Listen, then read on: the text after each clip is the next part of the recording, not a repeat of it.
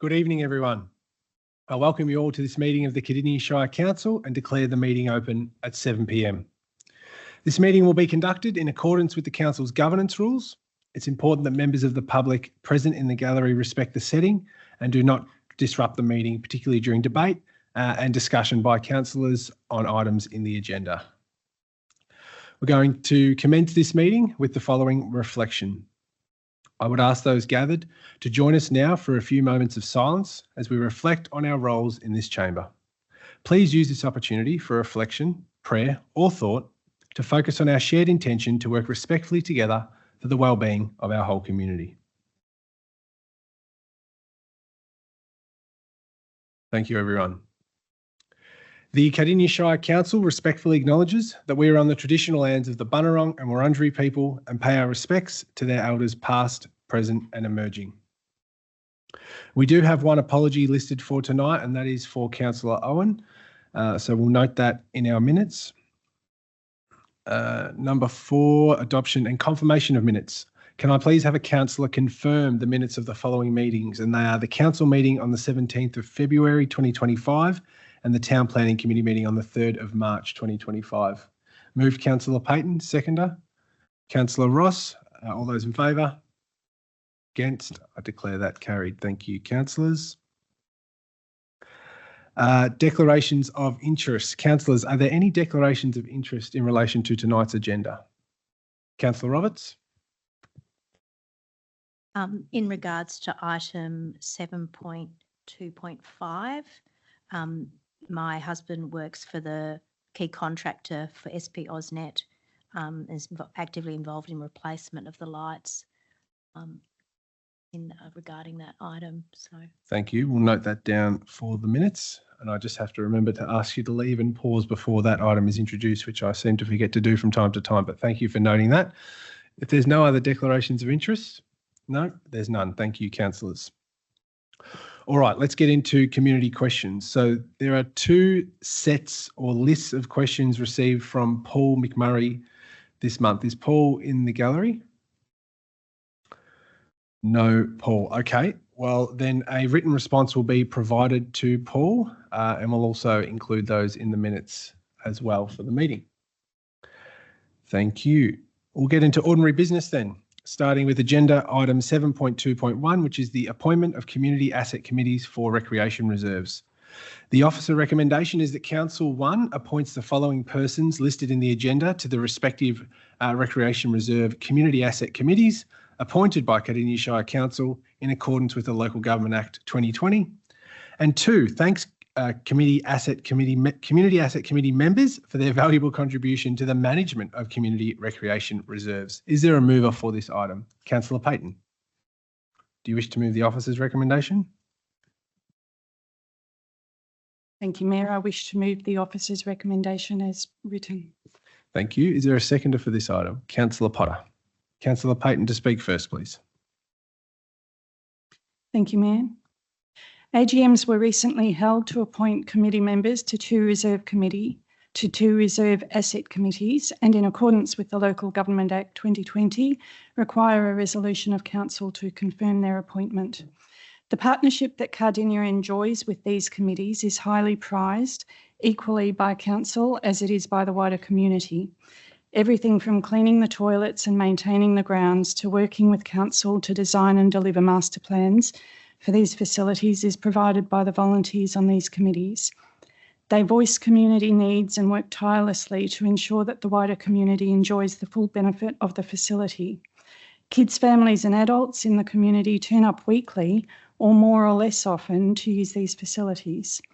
Taking for granted that the grass is cut, weeds eradicated, car parks surfaced, toilets cleaned, buildings maintained, repaired and improved, and that the canteen is open with a working kitchen. The members on these committees also lead and represent each of the separate committees or of groups that use the facility. The Assets Committee for the Lang Lang Rec Reserve, for example, includes members from the Netball Club Committee, the Soccer Club Committee, the Cricket Club Committee, Football Club Committee, and so on. It's a huge role and investment of time and is fully acknowledged and applauded by us in this chamber on behalf of the community that you all serve. Their attitude is that they like to control what goes on at the facility using council services and funding support for their work, which is as it should be.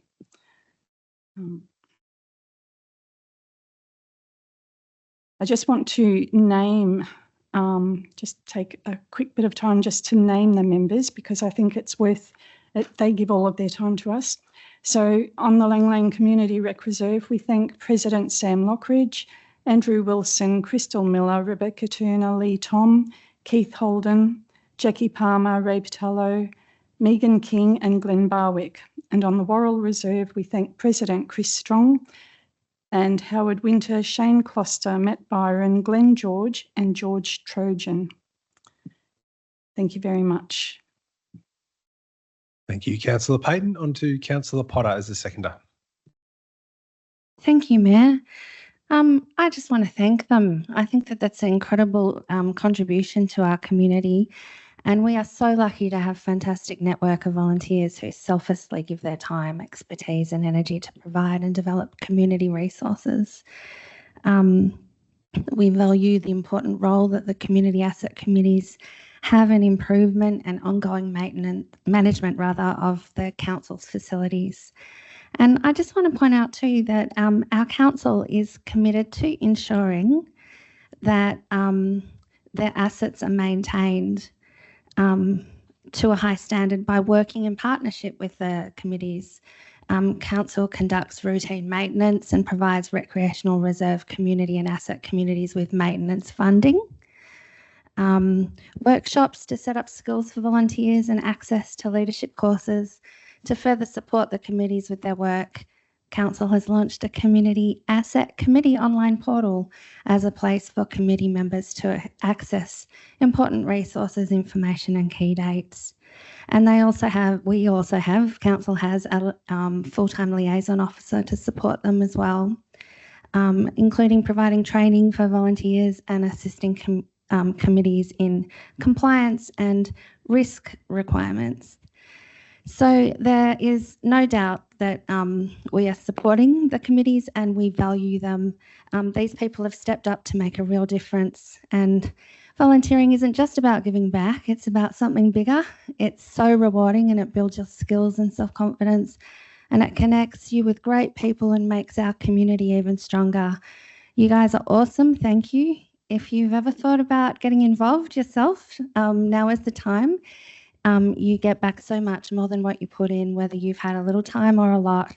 There's a place for you, so why not jump in? On our website, there's a volunteering opportunities section. So yeah, I'm sure you'll find some awesome opportunities to join in the true heart of our local community as a volunteer. Thank you, Councillor Potter. Any other councillors who wish to speak to this item? Councillor Ross. Thank you, Mayor, and thank you, Councillor Payton, for withdrawing this item. This is a really passionate thing on council about volunteers, and this is a real rarity that's becoming more apparent as time goes on, with the next generations not doing as much volunteering as in the past. There's other councils like our neighbouring council, Casey Council, that don't have reserve committees and they don't have community asset committees either. It's all run by councils. Councils put in all the money to employ people to do those roles, whereas in Cardinia Shire, we've got, and it's really good to see so many people put their hand up to volunteer for these reserve committees and community asset committees, and it saves for ratepayers so many hundreds of thousands of dollars over years. Because of the time and effort these people put in. They have a real personal attention to the site. They get to know the site really well and they use it. And for a lot of people who are on these committees for a long time, they've got their own personal touch to them as well. That's so much more than someone who probably gets paid to do it, whereas someone who does it for free really pays great attention to it. I must say, just in the area of volunteering, these people who put their hand up, and we've got quite a few other reserve committees. They make up the majority of the people. We have a Stan Hinwood Award every year, which often goes to people who have put in many, many thousands of hours in Cardinia Shire. We have a volunteer dinner every year to celebrate our volunteers from the different groups within the Shire. And the majority of those awards over there for Citizen of the Year, Senior Citizen of the Year and Young Citizen of the Year has spent many thousands of hours volunteering at the same time. And they've been on a lot of these committees when you read through their applications. So I think we need to just continue to celebrate this. I know that it's something that's been brought up amongst council. We want to try and foster this while we've got so many wonderful volunteers who are getting older, still in the pipeline and still really know what it feels like to volunteer and give back to the community. And I know Jack's never going to keep coming back because I always mention Jack when he's here, but he's an amazing volunteer, Jack. At Park Run, just about every Saturday morning, I reckon probably out of 40 out of the 52 for the year, anyone who does the 5K Park Run at Pakenham on the turnaround point, you'll see Jack. He welcomes everybody. I know that he doesn't like this, but he's a wonderful example of somebody who gives back to the community. Anyway, I celebrate these people and thank you. Thank you. Are there any other speakers? I see none. I'll go back to Councillor Payton to sum up. Nothing further except to say that I hope all of the fellow councillors in the chamber here get behind this to move that we both appoint these people and thank them for their time. Thank you. Thank you. All right, we'll now put the officer recommendation to item 7.2.1 up for a vote. All those in favour? Against? Declare that carried unanimously. Item 7.2.2, the appointment of Audit and Risk Committee member. The recommendation here is that Council 1 appoints Kylie Ma to the Audit and Risk Committee for a period of 4 years with an option for a further 4-year term, and 2, acknowledges the valuable contribution of Michael Said during his tenure on Cardinia Shire Council's Audit and Risk Committee. Is there a mover for this item? Councillor Payton. Thank you, Mayor. Following the resignation of Michael Said from the Audit and Risk Committee... Sorry, Councillor Payton. Do you wish to move the officer's recommendation? That's okay. Yes, I wish to move the officer's recommendation. Thank you. Thank you. Is there a seconder for this item? Councillor Nicol. Councillor Payton, over to you. I'm so excited. Following the resignation of Michael Said from the Audit and Risk Committee Council, we needed to appoint an additional external member to the committee, which also includes Councillor Nicol and myself. Council's Audit and Risk Committee is established under the Local Government Act 2020 and requires that a majority of the members of the committee are independent from council and collectively have, firstly, expertise in financial management and risk, and secondly, experience in public sector management. After an extensive recruitment process, I joined the interview panel together with CEO Carol Jeffs and the ARC Chair Vince Philpott. We conducted interviews in late February with 4 shortlisted candidates who were selected from 46 applicants. All 4 people that we interviewed were appointable, but there was one standout, particularly given our desire to ensure a good skills mix amongst the committee. The panel recommends Kylie Ma following a successful reference check and asks this council to endorse this recommendation.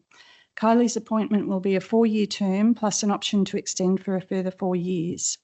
Kylie is a CPA with accounting qualifications. She's held operational accounting roles at CSL, BP and independent schools and provided accounting consulting services while at KPMG. She has strong technical accounting and auditing experience reflected in her current appointment to the Federal Auditing and Assurance Board's Audit and Risk Committee. Kylie currently serves on Audit and Risk Committees, including Local Government at Port Phillip, Wyndham and Yarra as Chair. She holds 3 directorships on the IPC Health Board, RMIT Council and BioGrid. In the past 4 years, Kylie, the risk and audit projects at the City of Melton, Kingston, Gold Coast and MAV. Her professional journey spans 25 years in risk and internal audit, encompassing operational compliance and partner consulting positions at KPMG More. More recently, Kylie has had special interest and has devoted some time to the protection of children. During the interview process, Kylie demonstrated the highest capability, knowledge and interest in the role and function of the Cardinia Audit and Risk Committee. I thank the CEO and Chair of the ARC Committee and Council staff for their thorough work, which led to Kylie's appointment. Kylie attended the Audit and Risk Committee meeting last Friday with us, and I very much look forward to learning from her and having her support this council to deliver a safe, accountable, high-performing and transparent council service to our ratepayers. Thank you. Thank you, Councillor Payton. Councillor Nicol. Yes, thank you, Mayor. Yeah, I would also endorse the officer's recommendation and thank the interview panel for selecting Kylie. From my brief discussions with her so far, she brings a wealth of knowledge and experience to the Audit and Risk Committee table, and in fact has already started applying that immediately. So it was fantastic to see, and she's very much across the risk language as well, which is also quite important for our circumstance. I'd also just flag as well, I only met Michael briefly on the first Audit and Risk Committee meeting for our term in council, and his vast experience shone through. He was obviously extremely, has made extremely valuable contributions to the audit and risk function here at council, and very wisely and quietly pointed out to both myself and Councillor Payton as pretty much his parting words to look at a certain sort of section of the financial reports very, very closely, which we'll continue to do through this term. In fact, probably in another couple of items on the agenda. So just flagging his experience and his contribution to the broader community of Cardinia in the audit and risk capacity for many years. Thank you. Thank you, Councillor Nicol. Yeah, and I would just like to second that comment about Michael said. I've just finished my, well, not just, recently got off the Audit and Risk Committee, but was on for 4 years, and during which time Michael was on there for the entire time. So I worked very closely with him and learnt a lot from him. So on behalf of everyone at Council, thank you very much, Michael, and hope you're enjoying retirement. And yeah, happy to support the appointment of Kylie, who I've yet to meet, but I will go on the judgment of my fellow councillors and the recommendation from that committee. Are there any other speakers to this item? I see none. I'll go back to Councillor Payton to sum us up. Thank you, Mayor. Nothing further except to ask that fellow councillors endorse our recommendations. Thank you. Thank you. So we'll put the officer recommendation to item 7.2.2 up for a vote. All those in favour? Against? Declare that carried unanimously. Agenda item 7.2.3, MAV State Council and Alga National General Assembly motions. The recommendation here is that Council submit the following motions as listed in the agenda for consideration at the next MAV State Council. Support the maternal and child health costing model motion proposed by Yarra Yambiak Shire Council and detailed in this report at the MAV State Council, and ongoing discussions regarding the Memorandum of Understanding guidelines. 3, support the Back Your Neighbour Mayoral Task Force supporting people seeking asylum motion detailed in this report to be presented at the ALGA 2025 National General Assembly. Do I have a mover for this item? Councillor Pomeroy. Like to move this item as per the recommendation. Thank you. Is there a seconder?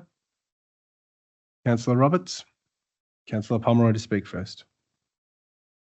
Two big issues here that we'd like the Municipal Association of Victoria to support. The new Emergency Services and Volunteers Fund, and in particular, the impact that this will have on our farmers, and the cost shifting, especially in the maternal and child health services. Well, at least this is the one that we're going to point out this time.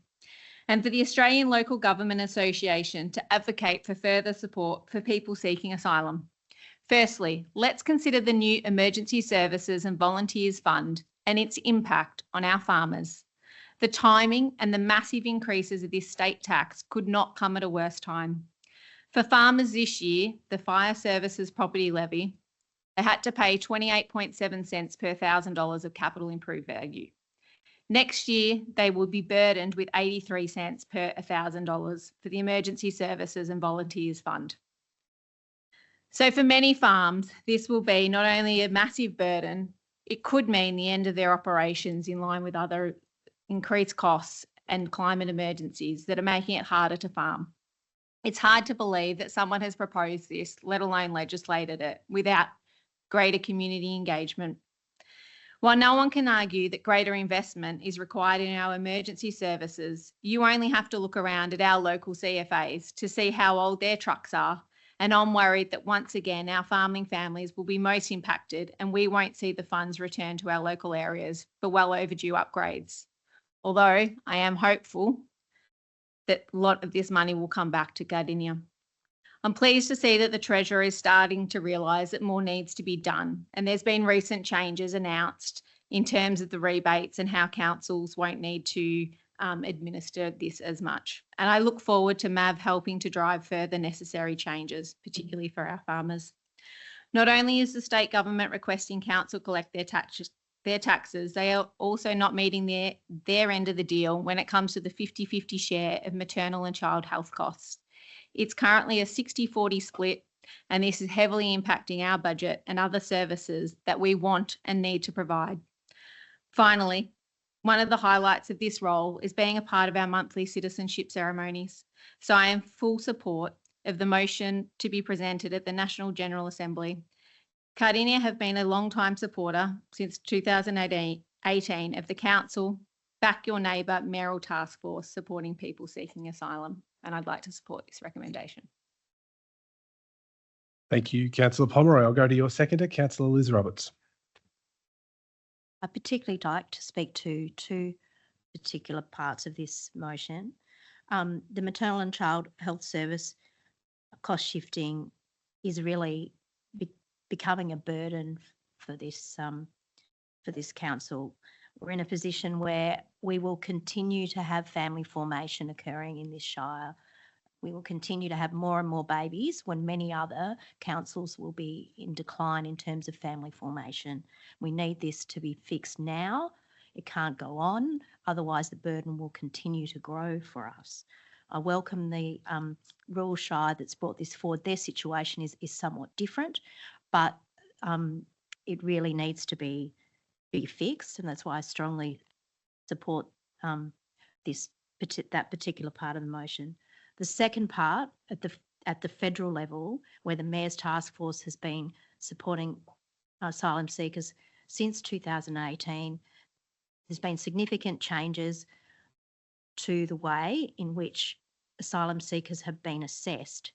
There was a fast-tracking process, and this has had unintended consequences, which has led to people being left in limbo, stuck, basically, and waiting in excess of 2 years to find out what's happening for them. And in this stage, an asylum seeker doesn't have access to medical care. They don't have access to housing. They rely solely on our community, and then that falls to our not-for-profit groups to care for them. And in a time when those not-for-profit groups have the additional burden of the cost of living crisis on top of that. So then these people that are in this limbo are pushed even further and further, down the list of care, when we're all humans and we all deserve to be treated as humans, with care and compassion. So I feel really strongly, that it's important that as a council we back this motion at the National Assembly. Thank you. Thank you, Councillor Roberts. Are there any other speakers to this item? Councillor Potter. Thank you, Mayor. I think my fellow councillors have spoken for item 1 and 2 and 3 very eloquently, and I also back this whole agenda item.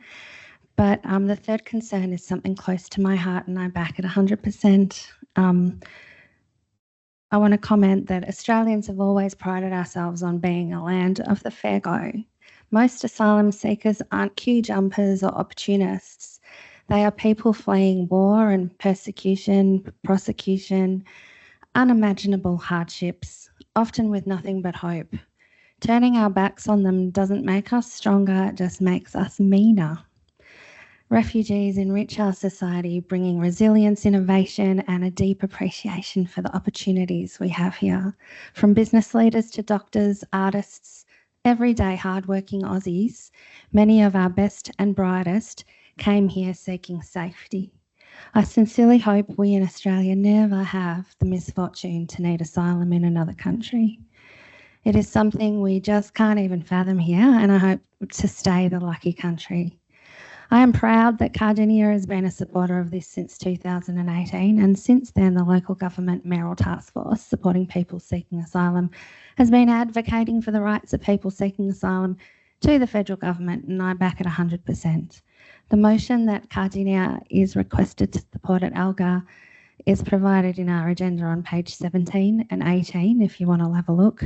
And I want to highlight point 2 and 3 of the motion in particular and say that this proposal doesn't actually mean all the applicants will be approved to stay in Australia, but it does treat them humanely as they are waiting to be assessed and to hear the outcome of their application, and I think that's a fair go.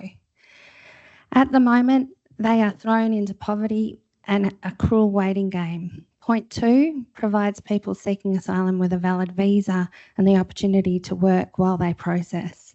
By providing people work rights, they can contribute skills to Australia, remain independent in society and stay engaged in the asylum process. And point 3, expand the eligibility criteria of the Status Resolution Support Services program to ensure people's basic needs are met, including healthcare, accommodation, crisis support, so people in need can live safely and not in destitution and deep poverty. I am in full support of all of these items. Thank you. Thank you, Councillor Potter. Are there any other speakers? If not, I'll go back to Councillor Pomeroy. Thank you. And thanks for both your beautiful reflections on those. I think you've covered all my notes and absolutely way more. So I'd just like to put that to a vote, recommend that nomination. Thank you very much, Councillor Pomeroy. All right, we'll put the officer recommendation to a vote for item 7.2.3. All those in favour? Against? Declare that carried. Thank you, councillors. Agenda item 7.2.4, extension of lease for riding for the Disabled Association of Victoria. The officer recommendation here is that Council 1 acknowledges the restrictions on the site leading to limited alternative uses, riding for the Disabled Association investment in the facility and community benefit derived in their use of the site, as well as the support received through the community engagement undertaken. And 2, resolves to allow council officers to prepare and issue riding for the Disabled Association of Victoria a 20-year lease for part of 775 5 Mile Road in Pakenham. Do I have a mover for this item? Councillor Payton. I move the officer's recommendation. Thank you, Mayor. Thank you. Is there a seconder? Councillor Ross. Councillor Payton up first, please. At the December Council meeting, I raised a notice of motion to request that Council confirms in principle support for the Riding School for the Disabled Association Victoria, otherwise known as RDAV, to be granted a 20-year lease for its use of the property at 775 5 Mile Road, Pakenham.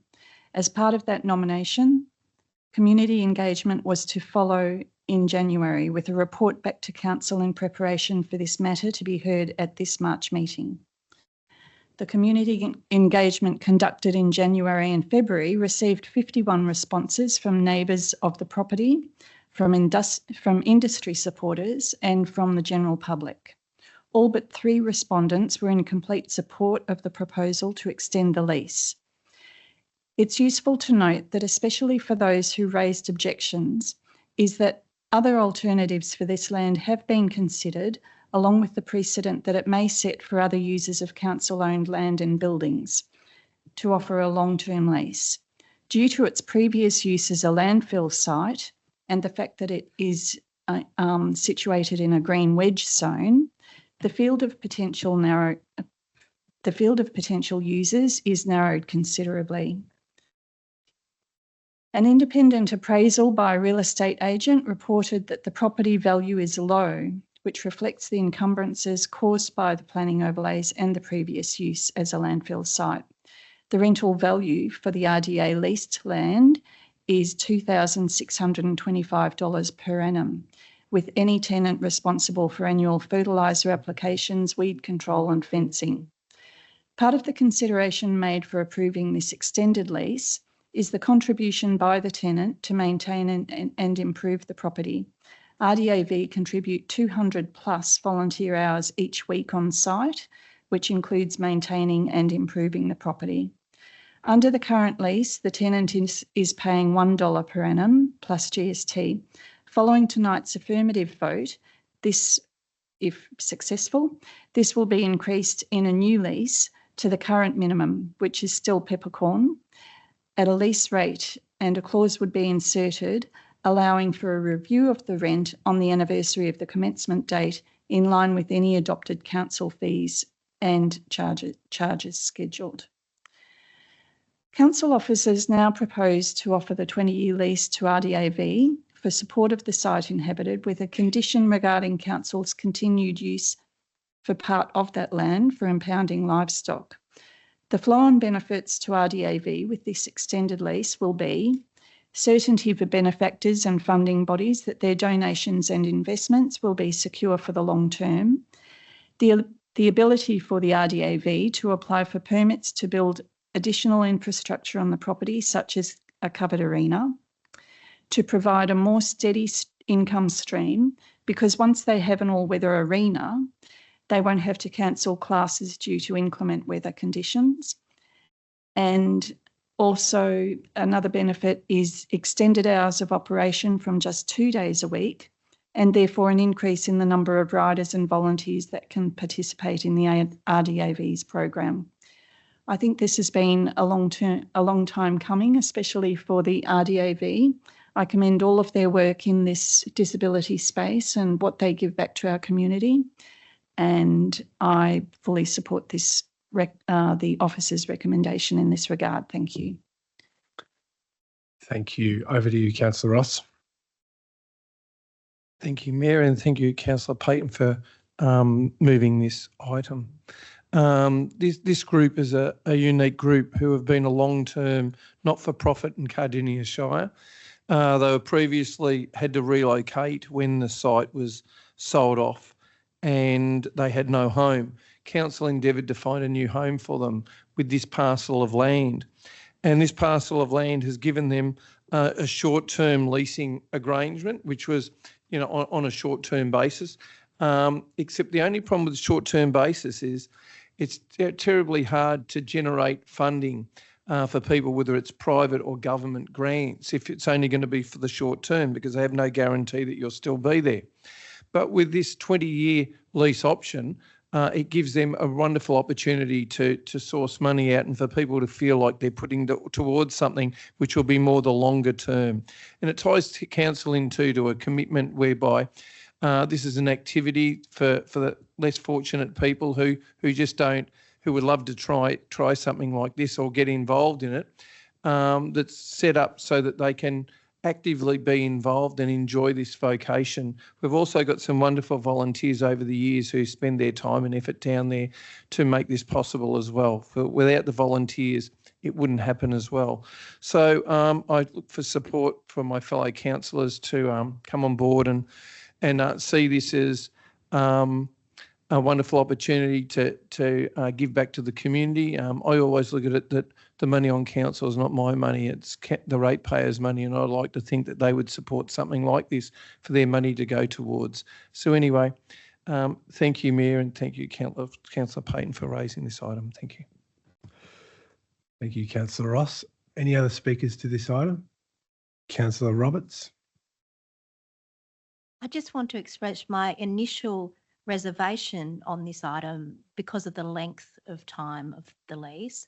At first, I thought it was a very long time to be offering a lease to a not-for-profit on a specifically affordable arrangement.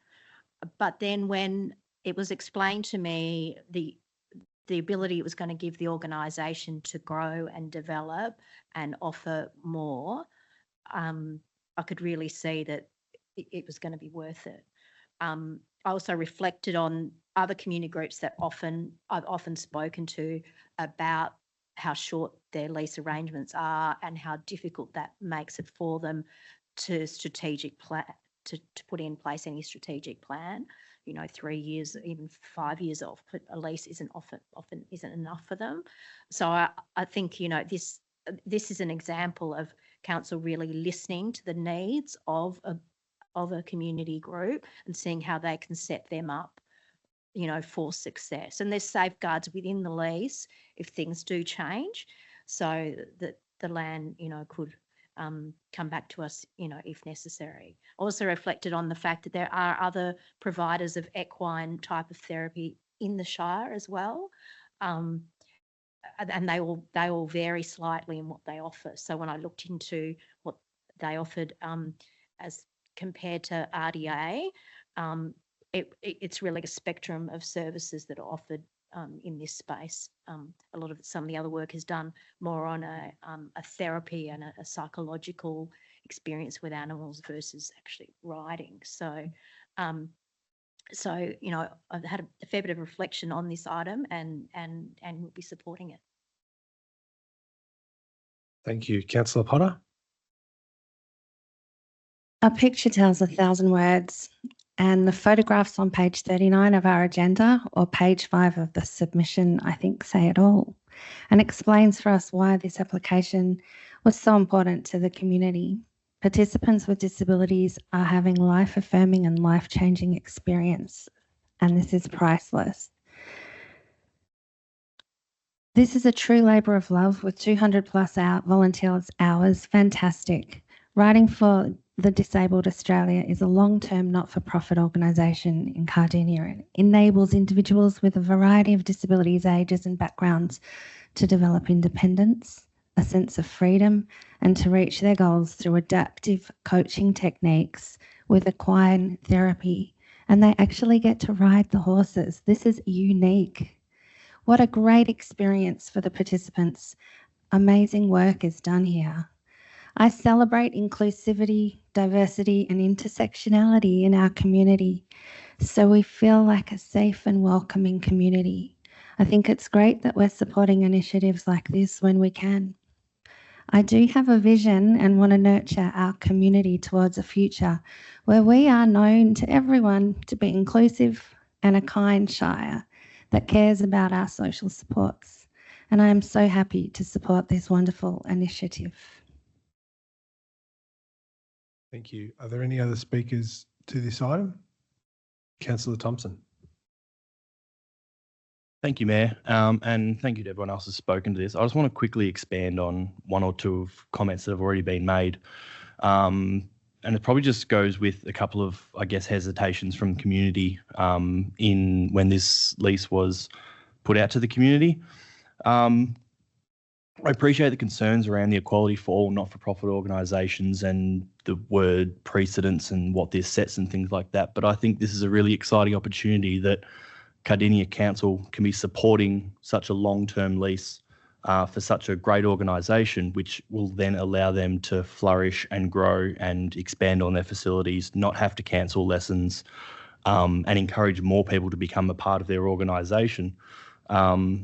And I only see this as a positive thing for our Shire in that it will just become an attraction for people outside of the Shire to come and use these facilities and access what the RDAV has to offer.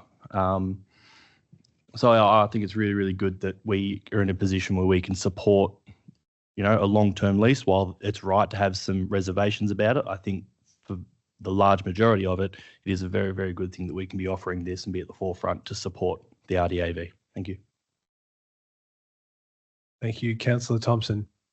If there's no other speakers, I'll go back to Councillor Payton to sum up. Thank you, Mayor, and thank you, fellow councillors, for your comments and consideration on this item. One thing that perhaps hasn't been mentioned that is worthwhile noting is that this is not the first extended lease of its type.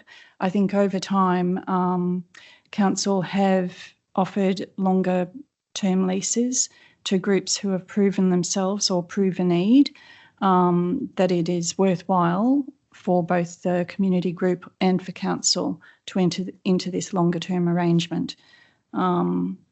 And I would encourage anybody from the public, whether you're a supporter or a doubter, to go down and visit the RDAV. They would be very willing to welcome you, I'm sure, and spend a bit of time talking to the volunteers and understand how they run their programs.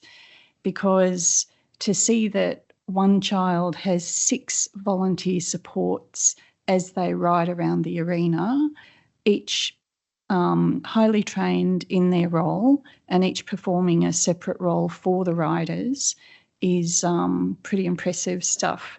And the progress that these young chargers make under the expert guidance of these very highly qualified volunteers is astounding and life-changing. So I recommend that we all get behind this and support it. Thank you. Thank you. We'll put the officer recommendation to item 7.2.4 up for a vote. All those in favour? Against? I declare that carried. Item. Very good. Thank you, CEO. We will pause before we introduce the next item and give Councillor Roberts time to exit. Please take your time.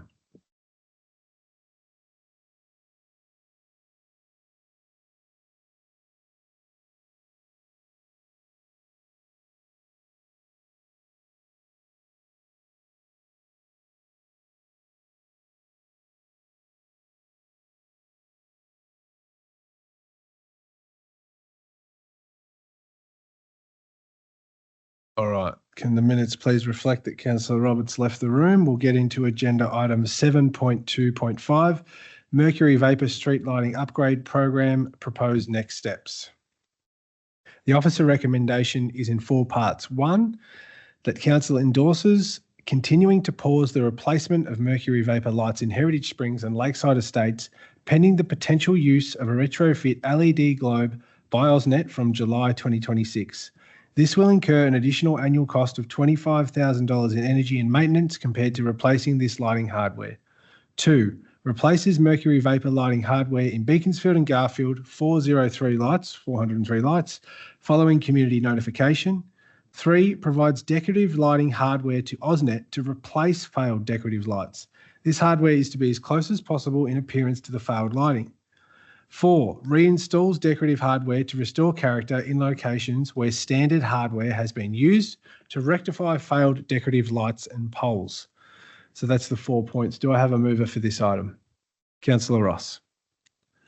Do you wish to move the officer's recommendation? I do. Thank you, Mayor. Thank you, Councillor Ross. Is there a seconder for this?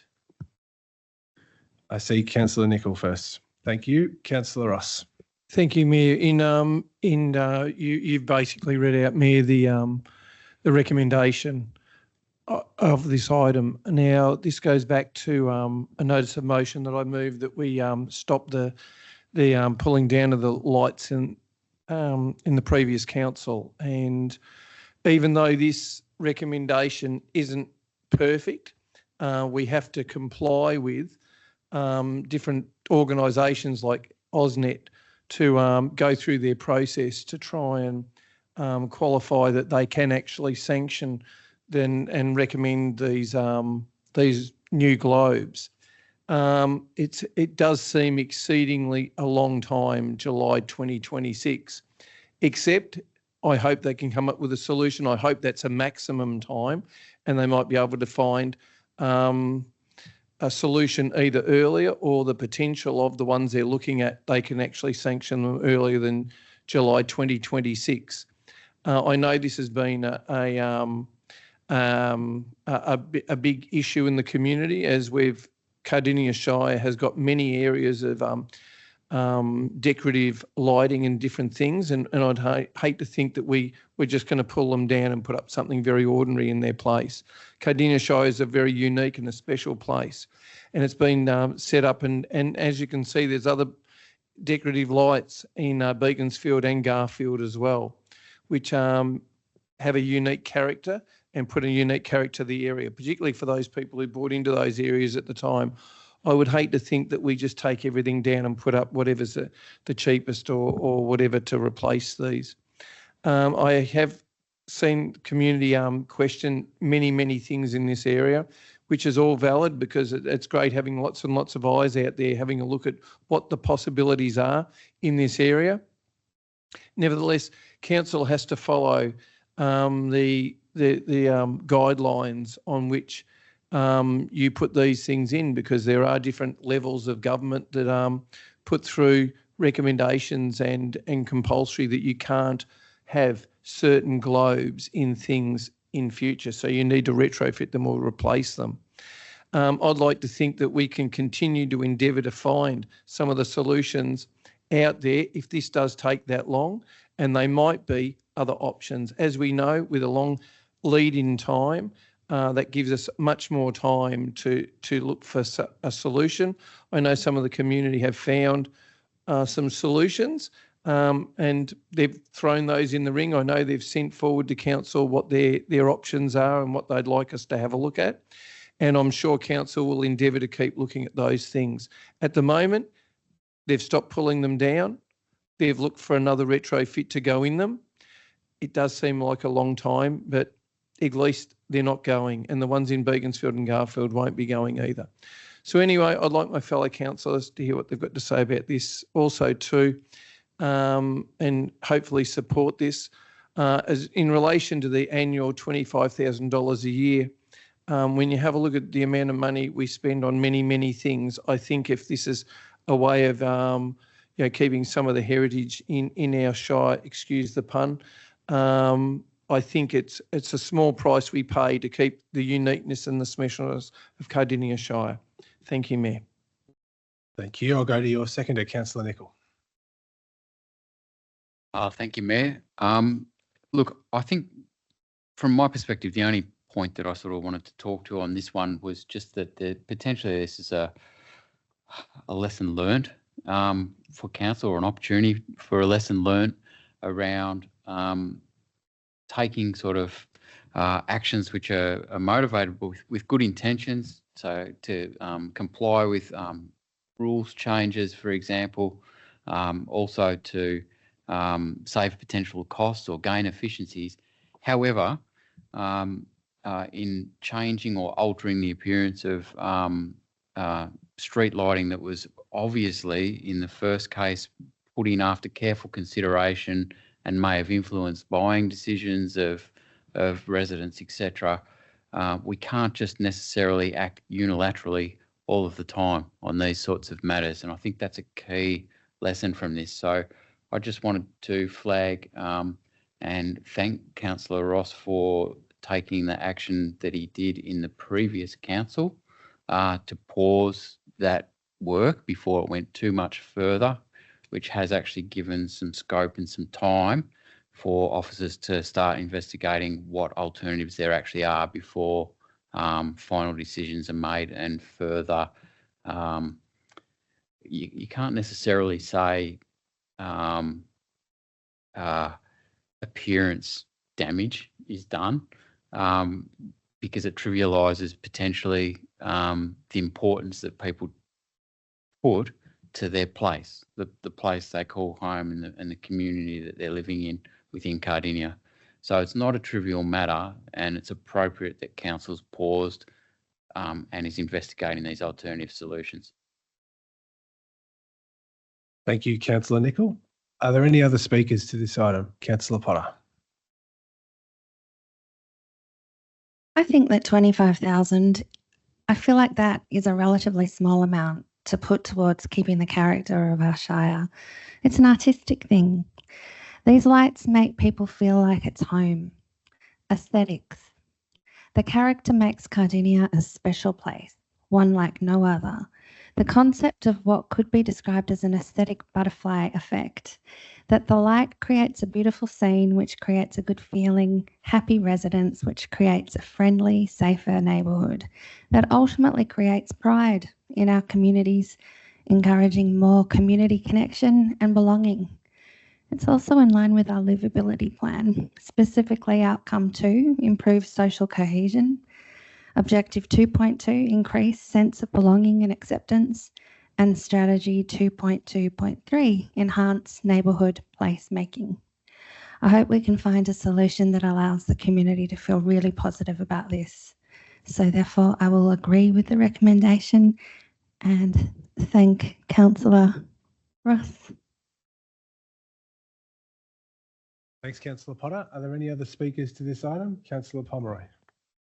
I think it's just important to note that when we talk about lessons learned, we also learnt a really valuable one about community notification and engagement. To walk down the street and find that your lights have been taken out isn't the best way to know that council is doing new installation works. So I am pleased to see that in there for both the Garfield and Beaconsfield works that there will be community notification before these works commence. I am in support of this recommendation. Thank you, Councillor Pomeroy. If there's no other speakers, I'll go back to Councillor Ross to sum up. Thank you, Mayor. I'd like to thank my fellow councillors for looking at this in different angles so that the community can see that we do take consideration and we do listen. I'd also like to put a special thanks out to those in the community who highlighted this fact, because when they were coming down really quickly. And if they didn't ring me and let me know on a very, very short-term basis, I think they would have all come down. It looks like there's more out there than 20%, but I think there's only like 19 or 17% left. Fortunately, the ones that are left are on the entrances coming in. So at least there's some aesthetic feel about the estate that was originally intended, where the developer actually listened to the people who were selling the land to him about the special nature that they wanted to create in that area, which he paid a very big price to do. And I must say it was a lot of those people who were really took it almost personal that would just come down just like clicking your fingers that it was coming down. I must say it was really great that they spoke up. I encourage other people in the community to come forward at times and let us know, because we aren't the beginning and all. We aren't all the eyes in the community, and without the eyes in the community, we just wouldn't know all the things that go on. So anyway, I hope my fellow councillors support this. I hope we can get a solution before 2026.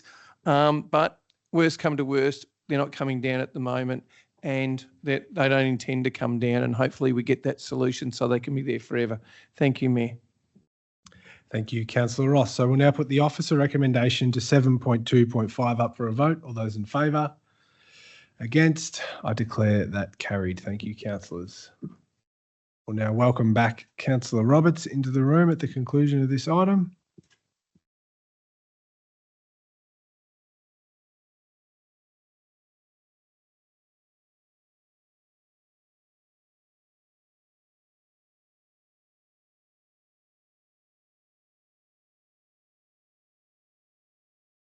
All right, thank you, Councillor Roberts. We will move on in the agenda to item 7.3.1, which is the Model Councillor Code of Conduct. And the recommendation here is that Council 1 revokes the Councillor Code of Conduct adopted 15th of February 2021. And 2, notes the Model Councillor Code of Conduct 2024. Is there a mover for this item? Councillor Pomeroy. I'd like to move the recommendation as noted. Thank you. Is there a seconder? Councillor Roberts. Councillor Pomeroy to speak first. Efficiency, impartiality and integrity. As councillors, we have each agreed to serve our community, and we are guided by the Local Government Act, the Council Code of Conduct, and have spent the last 4 months of the new council term undertaking training on not only how best to meet community needs, but to ensure that we are governing effectively for our community. The standards of conduct in the new Code of Conduct cover performing the role of a councillor, behaviours, good governance and integrity. Our role is to provide good governance, and documents such as this Code of Conduct help to provide a clearer understanding and ensure we can behave better. I'm in full support of this. Thank you. I'll go to your seconder, Councillor Roberts. Through you, Mayor. I particularly want to mention the advantage of this going to a model code is that people can have an understanding across the sector, and that behaviours and good governance and integrity can be interpreted across the sector, and we can bring everyone up to a good standard across and help return some confidence, which I think people have lost in local government because of behaviours in particular councils. And this really provides an opportunity and gives us all a benchmark and a code to work under. So that's why I appreciate particularly coming into local government at this time, having this model to work under. Yeah. Thank you. Thank you, Councillor Roberts. Are there any other speakers to this one? Councillor Ross. Thank you, Mayor. It's when I first got on council, I don't even know that we had a councillor code of conduct. There was a level of decency, courtesy and respect that most people gave on council in that position. And I must say the majority of councils and councillors have got decent people on them who do never get sanctioned in any of these areas. Unfortunately, there are some councillors on different councils who over the years have behaved absolutely appallingly, and they needed to beef up the act to enable the minister and different levels to take action. Also, it does outline for those who don't know what the your code of conduct should be on a council, what you need to aspire to keep up to. So it also gives council an ability to take action if things do go pear-shaped. It's very sad that we need this, but it's a necessity, unfortunately, in today's day and age, as some people just don't think they need to, they lose the plot and they don't think they need to be respectful and decent to other people. I'd like to think our council will be able to sign this off and we won't need to use it because everyone will be decent and respectful to each other. Even though we might be robust and might have different opinions, hopefully we can respect all those opinions and we move forward. Anyway, thank you, Mayor. I endorse this and I'm sure we have to do it under the Act and everyone will sign it. So I think we've already signed it. So anyway, thank you, Mayor. Thank you, Councillor Ross. That is correct. This has already been in place. So all councillors have been inducted with this, but just a bit of procedural stuff here. Is there any other speakers to this item? I see none. I'll go back to Councillor Pomeroy to sum us up. I think it's important to note this not only hides our behaviours, it promotes cooperation and constructive collaboration among councillors and the council administration. It encourages open and respectful debate, allowing councillors to express their views freely while maintaining civility and mutual respect. It really guides how we will work together, and we made some really good commitments to each other in our early sessions about how we wanted to work, and these are really reflected. The words we came up with are really reflected in this model. So I'd really like to support this recommendation. Thank you. All right, we'll put that recommendation up for a vote for item 7.3.1. All those in favour? Against? I declare that carried. Thank you, councillors. Item 7.4.1, our quarterly financial report 24-25 for Q2 to December 2024. The recommendation here is that Council 1 receives and notes the quarterly financial report for the 6 months to 31 December 2024 for the purpose of Section 97 of the Local Government Act 2020, and 2, notes that the CEO, as required under Section 97(3) of the Local Government Act 2020, is of the opinion that a revised budget is not required. Do I have a mover for this item? I see Councillor Ross. I move the officer's recommendation. Thank you, Mayor. Thank you, Councillor Ross. Is there a seconder? Councillor Thompson. Thank you. Over to you, Councillor Ross. Thank you, Mayor. This is a really important document that comes forward, report every quarter. Every quarter it goes through our financial and statements to highlight the major items within our finances. It gives you an up-to-date measure on how we're going at the time, and this is in the second quarter, so it's only the second quarter of 4 quarters, so it's It's on the way through to the end of the budget. So naturally it gives us an opportunity to see where things are up to and how, if we need to, we can change things in accordance with that as the sector changes. And at the moment, with things being really highly priced, quite often you do need to change arrangements on the journey because money just doesn't equal what it does today, tomorrow necessarily. So anyway, I encourage anyone to read this. It's a very good report. I know in the past councillors always highlight certain things that they find that the community needs that stand out to them. So anyway, I'll leave this to my seconder to give him some space here. Thank you, Mayor.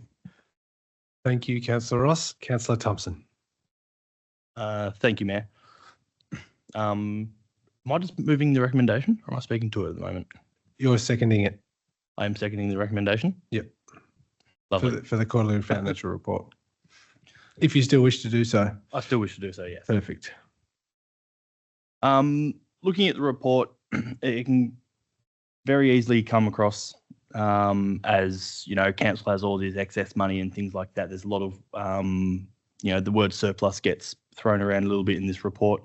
But it is good to keep in mind that a lot of this money is tied up in grants and developer contributions. And there are a lot of projects outstanding and things like that as well. So while it is one thing to very easily say, okay, well, where is our money really going? What are we doing with our money? It has been, especially looking forward to future budgets, it is very much a priority of this current council to be fiscally responsible. So looking at these numbers and the team that the finance team do with the budgeting, I think they do a marvellous job. It is very thorough. It is very in-depth. They dot every I, cross every T, every line, every project, every little thing they go through. So I'd like to thank them for all the work they do. And just the one that probably matters the most is the adjusted underlying result, and just showing where that money actually kind of comes out, balances out to, and just showing where projects are up to, such as the deficit of 7.8 million, which is 3.5 million unfavourable to the adopted budget. But a lot of that being due to changes in the phasing of capital works program, along with recategorising some infrastructure projects being constructed on Crown land. That's it. Thank you, Mayor. Thank you, Councillor Thompson. Are there any other speakers to this report? I see Councillor Nicol. Thank you, Mayor. And again, I would just thank the officers as well for the diligent work in pulling this report together and the briefings that they've provided to us. As new councillors, some of us new councillors grapple with the sorts of numbers that are presented and figures. It's a great piece of work. Also, the diligence of council staff in sticking so remarkably close to budget, given the complexity of the operation and the huge variety of services and capital works provided to the community by the council. It's something that most residents, I think, would not clearly understand, just the vast diversity and number of services provided. I also would like to flag, though, a couple of the points of the report worth noting carefully. On page 95 of the council agenda, or page 4 of the financial report, that adjusted underlying result is of concern. We are operating in a deficit at the moment. And in addition, on page 96, the net cash available result clearly points out that on the surface, it looks like council is very well funded with $154 million. But then when you minus the $110 million, which is fixed, it's a done deal. It has to go towards certain infrastructure. You're left with 44 million, and that cash available figure is dropping. It's getting smaller. So the bucket is getting smaller, and in fact has to be topped up by borrowing. So in terms of sustainability, I've got substantial concerns if the costs of growth continue to not be fully funded by state, federal and developers. It will fall on ratepayers, and it will fall on services that we're able to provide to ratepayers. And I look forward to the next quarterly report.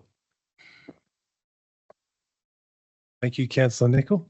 Are there any other speakers to this report? I see none, so we'll go back to Councillor Ross.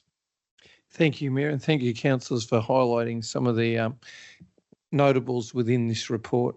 I must say it's a very unique report. I know it's very detailed, so a lot of people in the community in the past, I know, have come and even met with our finance people to discuss some of the items in here when they had a concern or something to add. I know our staff are really, they work with people to try and have an understanding of why things are the way they are. They're very patient, so I would encourage people to have a look through. If there's something you have an attention to, bring it up and we'll try and answer your questions and see what we can do about it. Anyway, I endorse this report and hope my fellow councillors will support. Thank you, Mayor. Thank you. We'll put the officer recommendation to item 7.4.1 up for a vote. All those in favour? Against? Declare that carried. Item 7.4.2, finalisation of special charge scheme, Caroline Cockatoo Catchment Sealing the Hills. The recommendation here that Council, having declared a special charge on Monday 19 July 2021 for the purposes of partially recovering the expenses incurred by Council in relation to the survey, design and construction of Caroline Avenue, Baronia Crescent and Ruin Road, Cockatoo, including a sealed road pavement, curb and channel and associated drainage and ancillary works. 1, adopt a final scheme cost of $2,881,892.79, which is 43% more than the estimated scheme cost of $2,019,400 on which the scheme was declared. And 2, note that a fixed charge of $7,000 per benefit unit was declared on all included properties within the scheme area in accordance with attachments 2 and 3 to this report. Quite a mouthful. Is there a mover for this item? Councillor Nicol. Thank you, Mayor. I would move the officer's report. Thank you. Thank you. A seconder for this item, is there? Councillor Pomeroy. Councillor Nicol to speak first. Thank you. Look, I'd like to just flag that we're about to talk about a series of special charge schemes that are actually reaching finalisation. And I would firstly call out and congratulate the CRAG 21 group, which is a group of volunteers in Cockatoo who have worked for over a decade on lobbying anyone who would listen, local government, state government, federal government, on the desperate circumstances that many residents in the oversubscribed unmade roads in the Hills area face. We're talking summers where you cannot open your windows from dust, where your car shakes to bits, where your kids are walking down to the school bus choking on dust.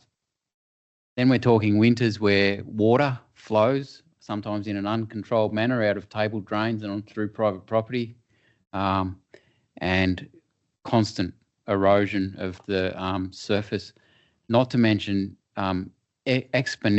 almost exponential growth in the cost of rocks, grading, servicing all of these unmade roads.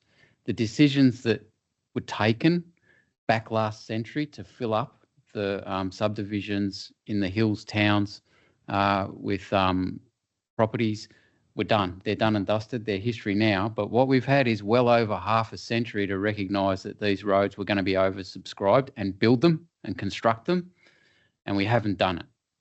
And CRAG 21 took up the case and fought and fought and fought and lobbied and lobbied and lobbied, and someone listened. So I'd also like to flag and congratulate the current federal member for Latrobe, Jason Wood, for actually winning some money and prioritising this piece of work and actually releasing a large sum of money that has enabled Cardinia to get a number of special charge schemes done. Unfortunately, he didn't see far enough into the future to secure the full sum that was promised, and the rug has been pulled. But some schemes have been commenced and some are now coming to finalisation. In fact, the 43% growth in expenditure for this particular scheme sort of shows the complexity of the terrain and the complexity of issues that are involved in actually getting these roads up to any kind of acceptable standard for people to live on. And the fact that it's occurred is terrific. So in this particular scheme, we're talking about the owners of Caroline Avenue, Baronia Crescent and Ruin Road. They've forked out $598,000 plus themselves out of their own pockets in a cost of living crisis on top of their rates and on top of all their rates they've paid over the past 40 years. They've forked out over $500,000 to help get their roads to a acceptable standard. And we're not talking footpaths either. We're just talking roads and drains. Really, really important life transforming piece of work and community transforming piece of work brought about by community. And hopefully we can continue to see these sorts of things through. Thank you, Councillor Nicol. Councillor Pomeroy. I think the important point there is it's about the community. These special charge schemes and these unsealed roads, we've got over 800 kilometres. Where do we start? We start with the groups that want to advocate. So I do really recognise the Cockatoo community who has advocated for this. And although disappointing that, you know, a lot of money was pulled from this, it's still 41 million. We're 41 million up from where we would have been. So to date, 33 million has been spent, and you can see it in these roads. And we will feel it when we go not only to visit these streets, but when we can actually spend money on other roads, because the government has helped support this. And this is the only way we can do this work. When reading this report initially, I was super alarmed about the costs and the variances. I was like, is this where we're kind of headed into the future with all these? Because we've got a lot to go. So it was pleasing to hear that this was kind of a bit of a COVID-19 layover with the increase in materials and labour.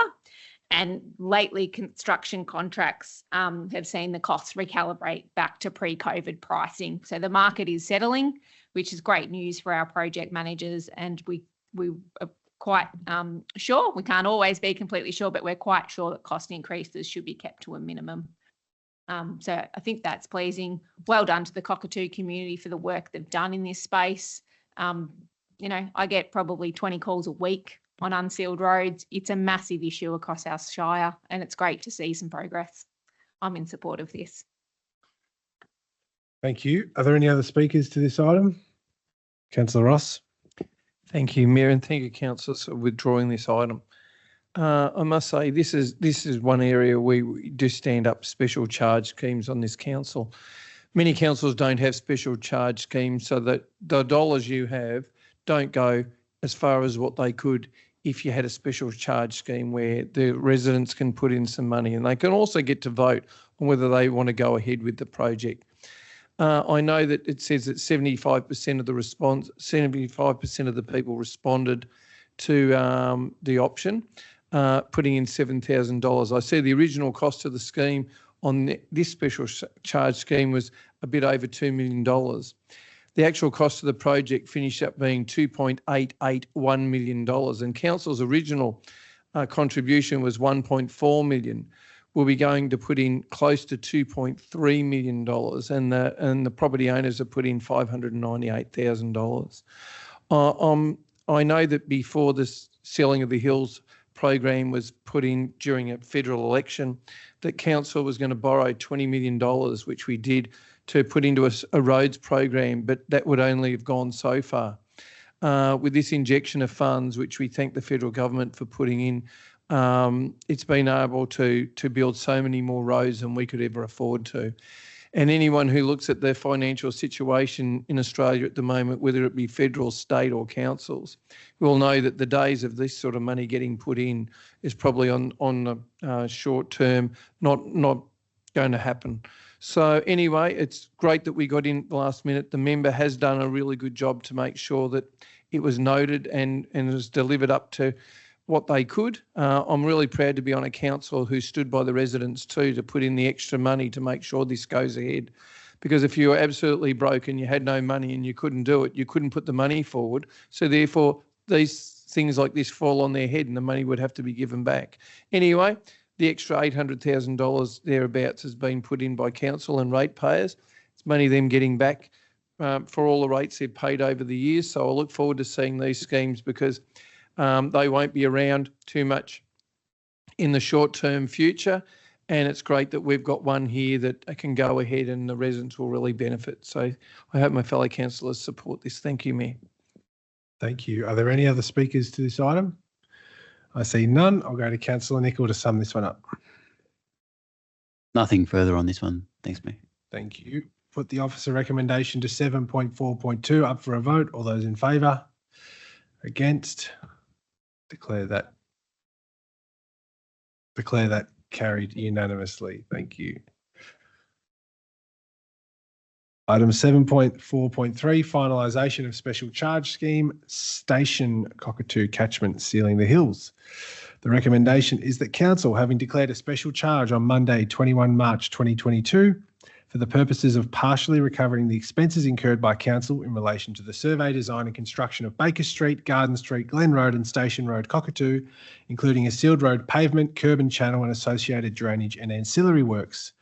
1. Adopt a final scheme cost of $2,981,137.48, which is 18% more than the estimated scheme cost of $2,535,750 on which the scheme was declared.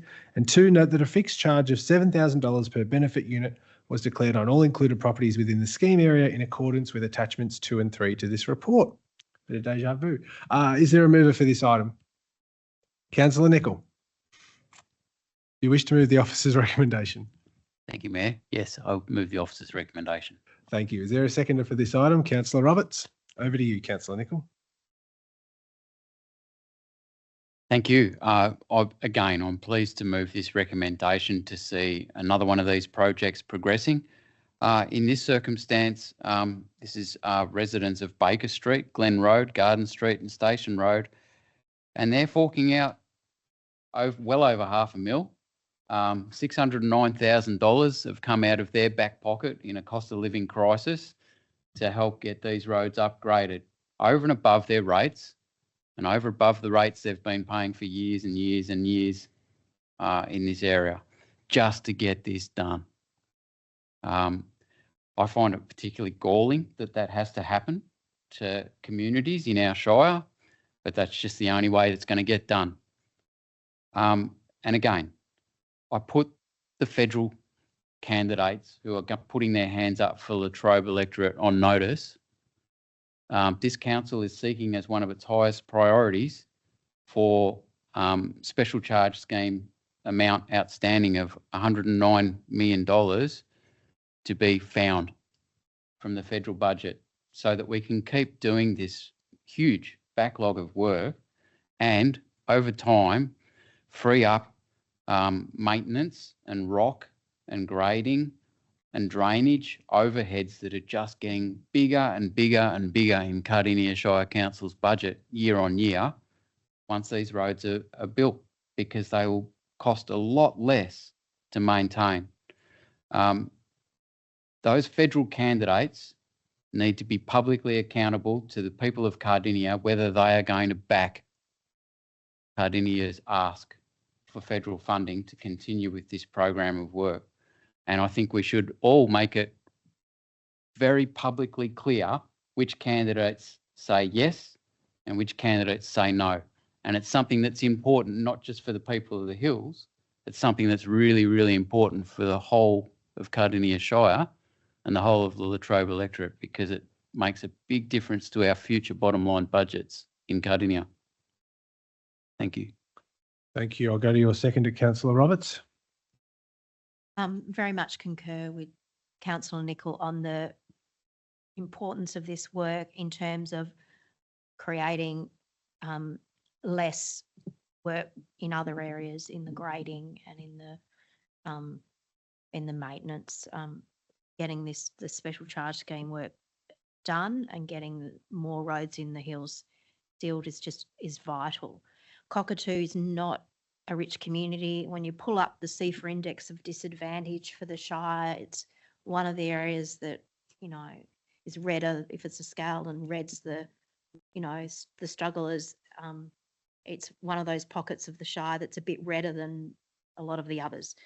So this is, you know, them really investing in their future, and the future of their families and their way of life.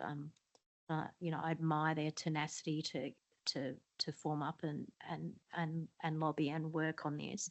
I particularly also acknowledge the technical skill that we have in our organisation in special charge schemes and doing this work over many years, and that how important that is that we retain that skill within our staff and have that available, so that in the case that the feds come and fill that gap that they've left, that that we've got the team on hand to do the work. Yeah, I strongly support this this item. Thank you.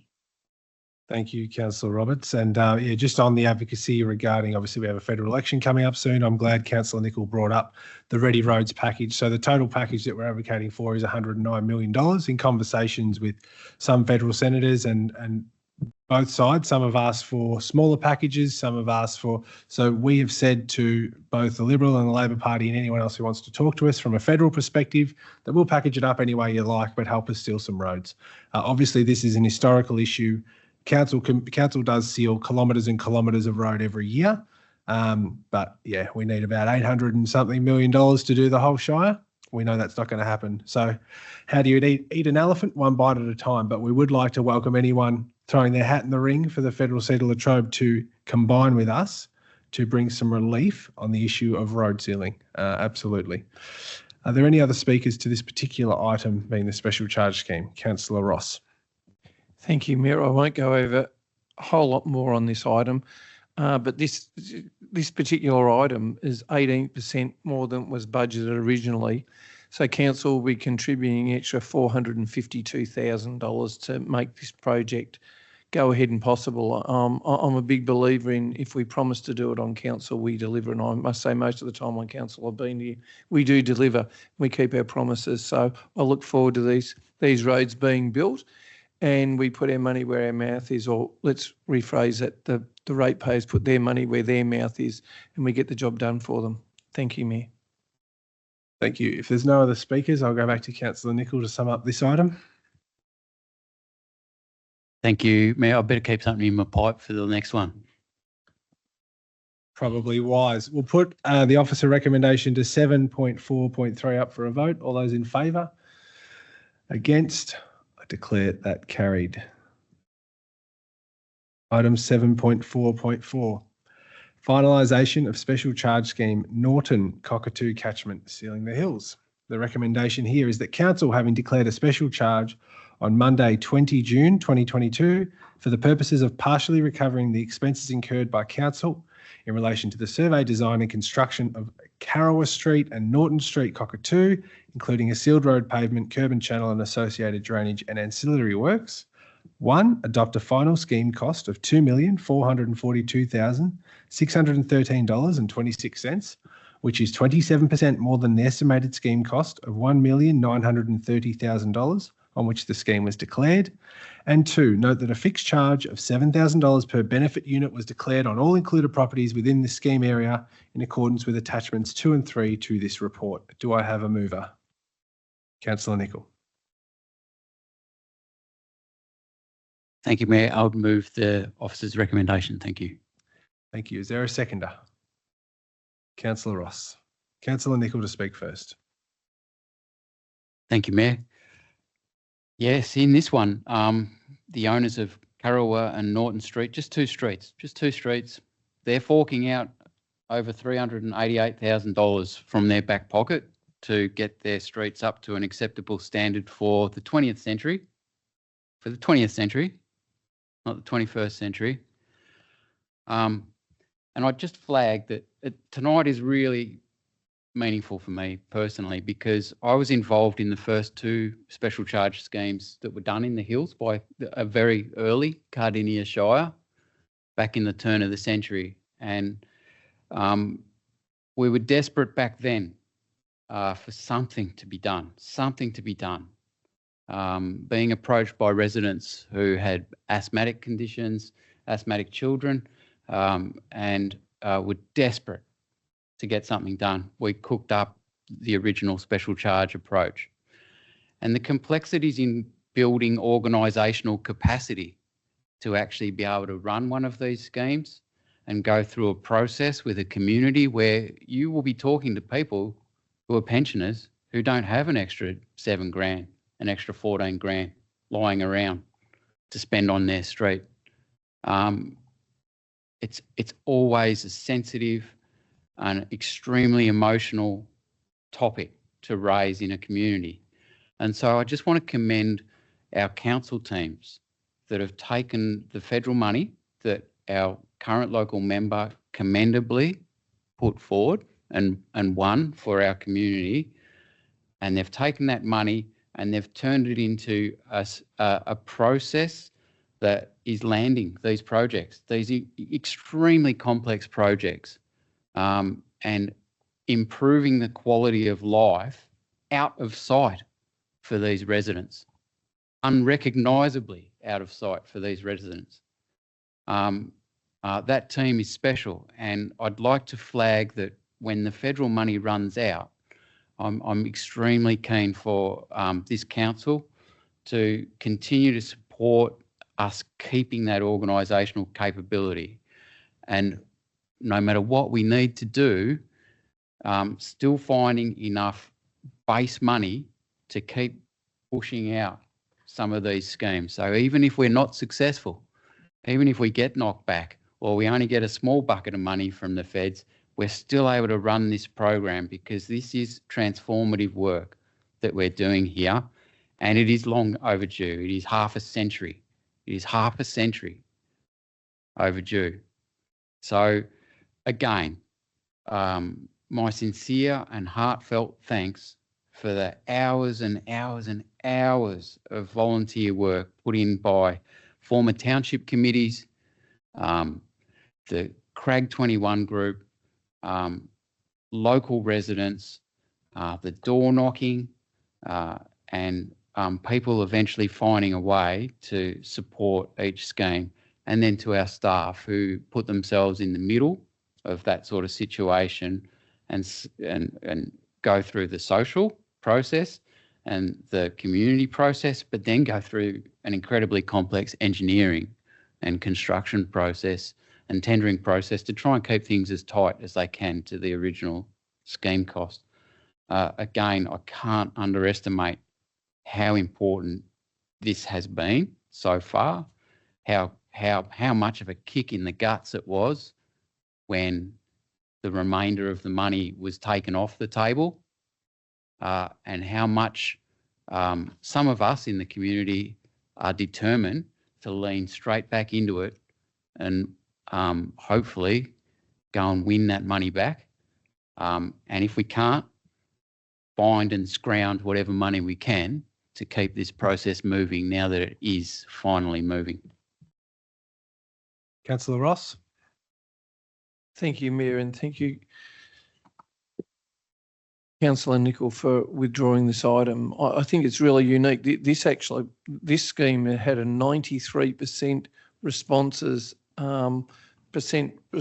from residents in the area, and had a really, really high, I think 88% supported it. So these people absolutely see the need for this program, and even if they don't have the money, they've obviously found the money to try and make this project go ahead by supporting it.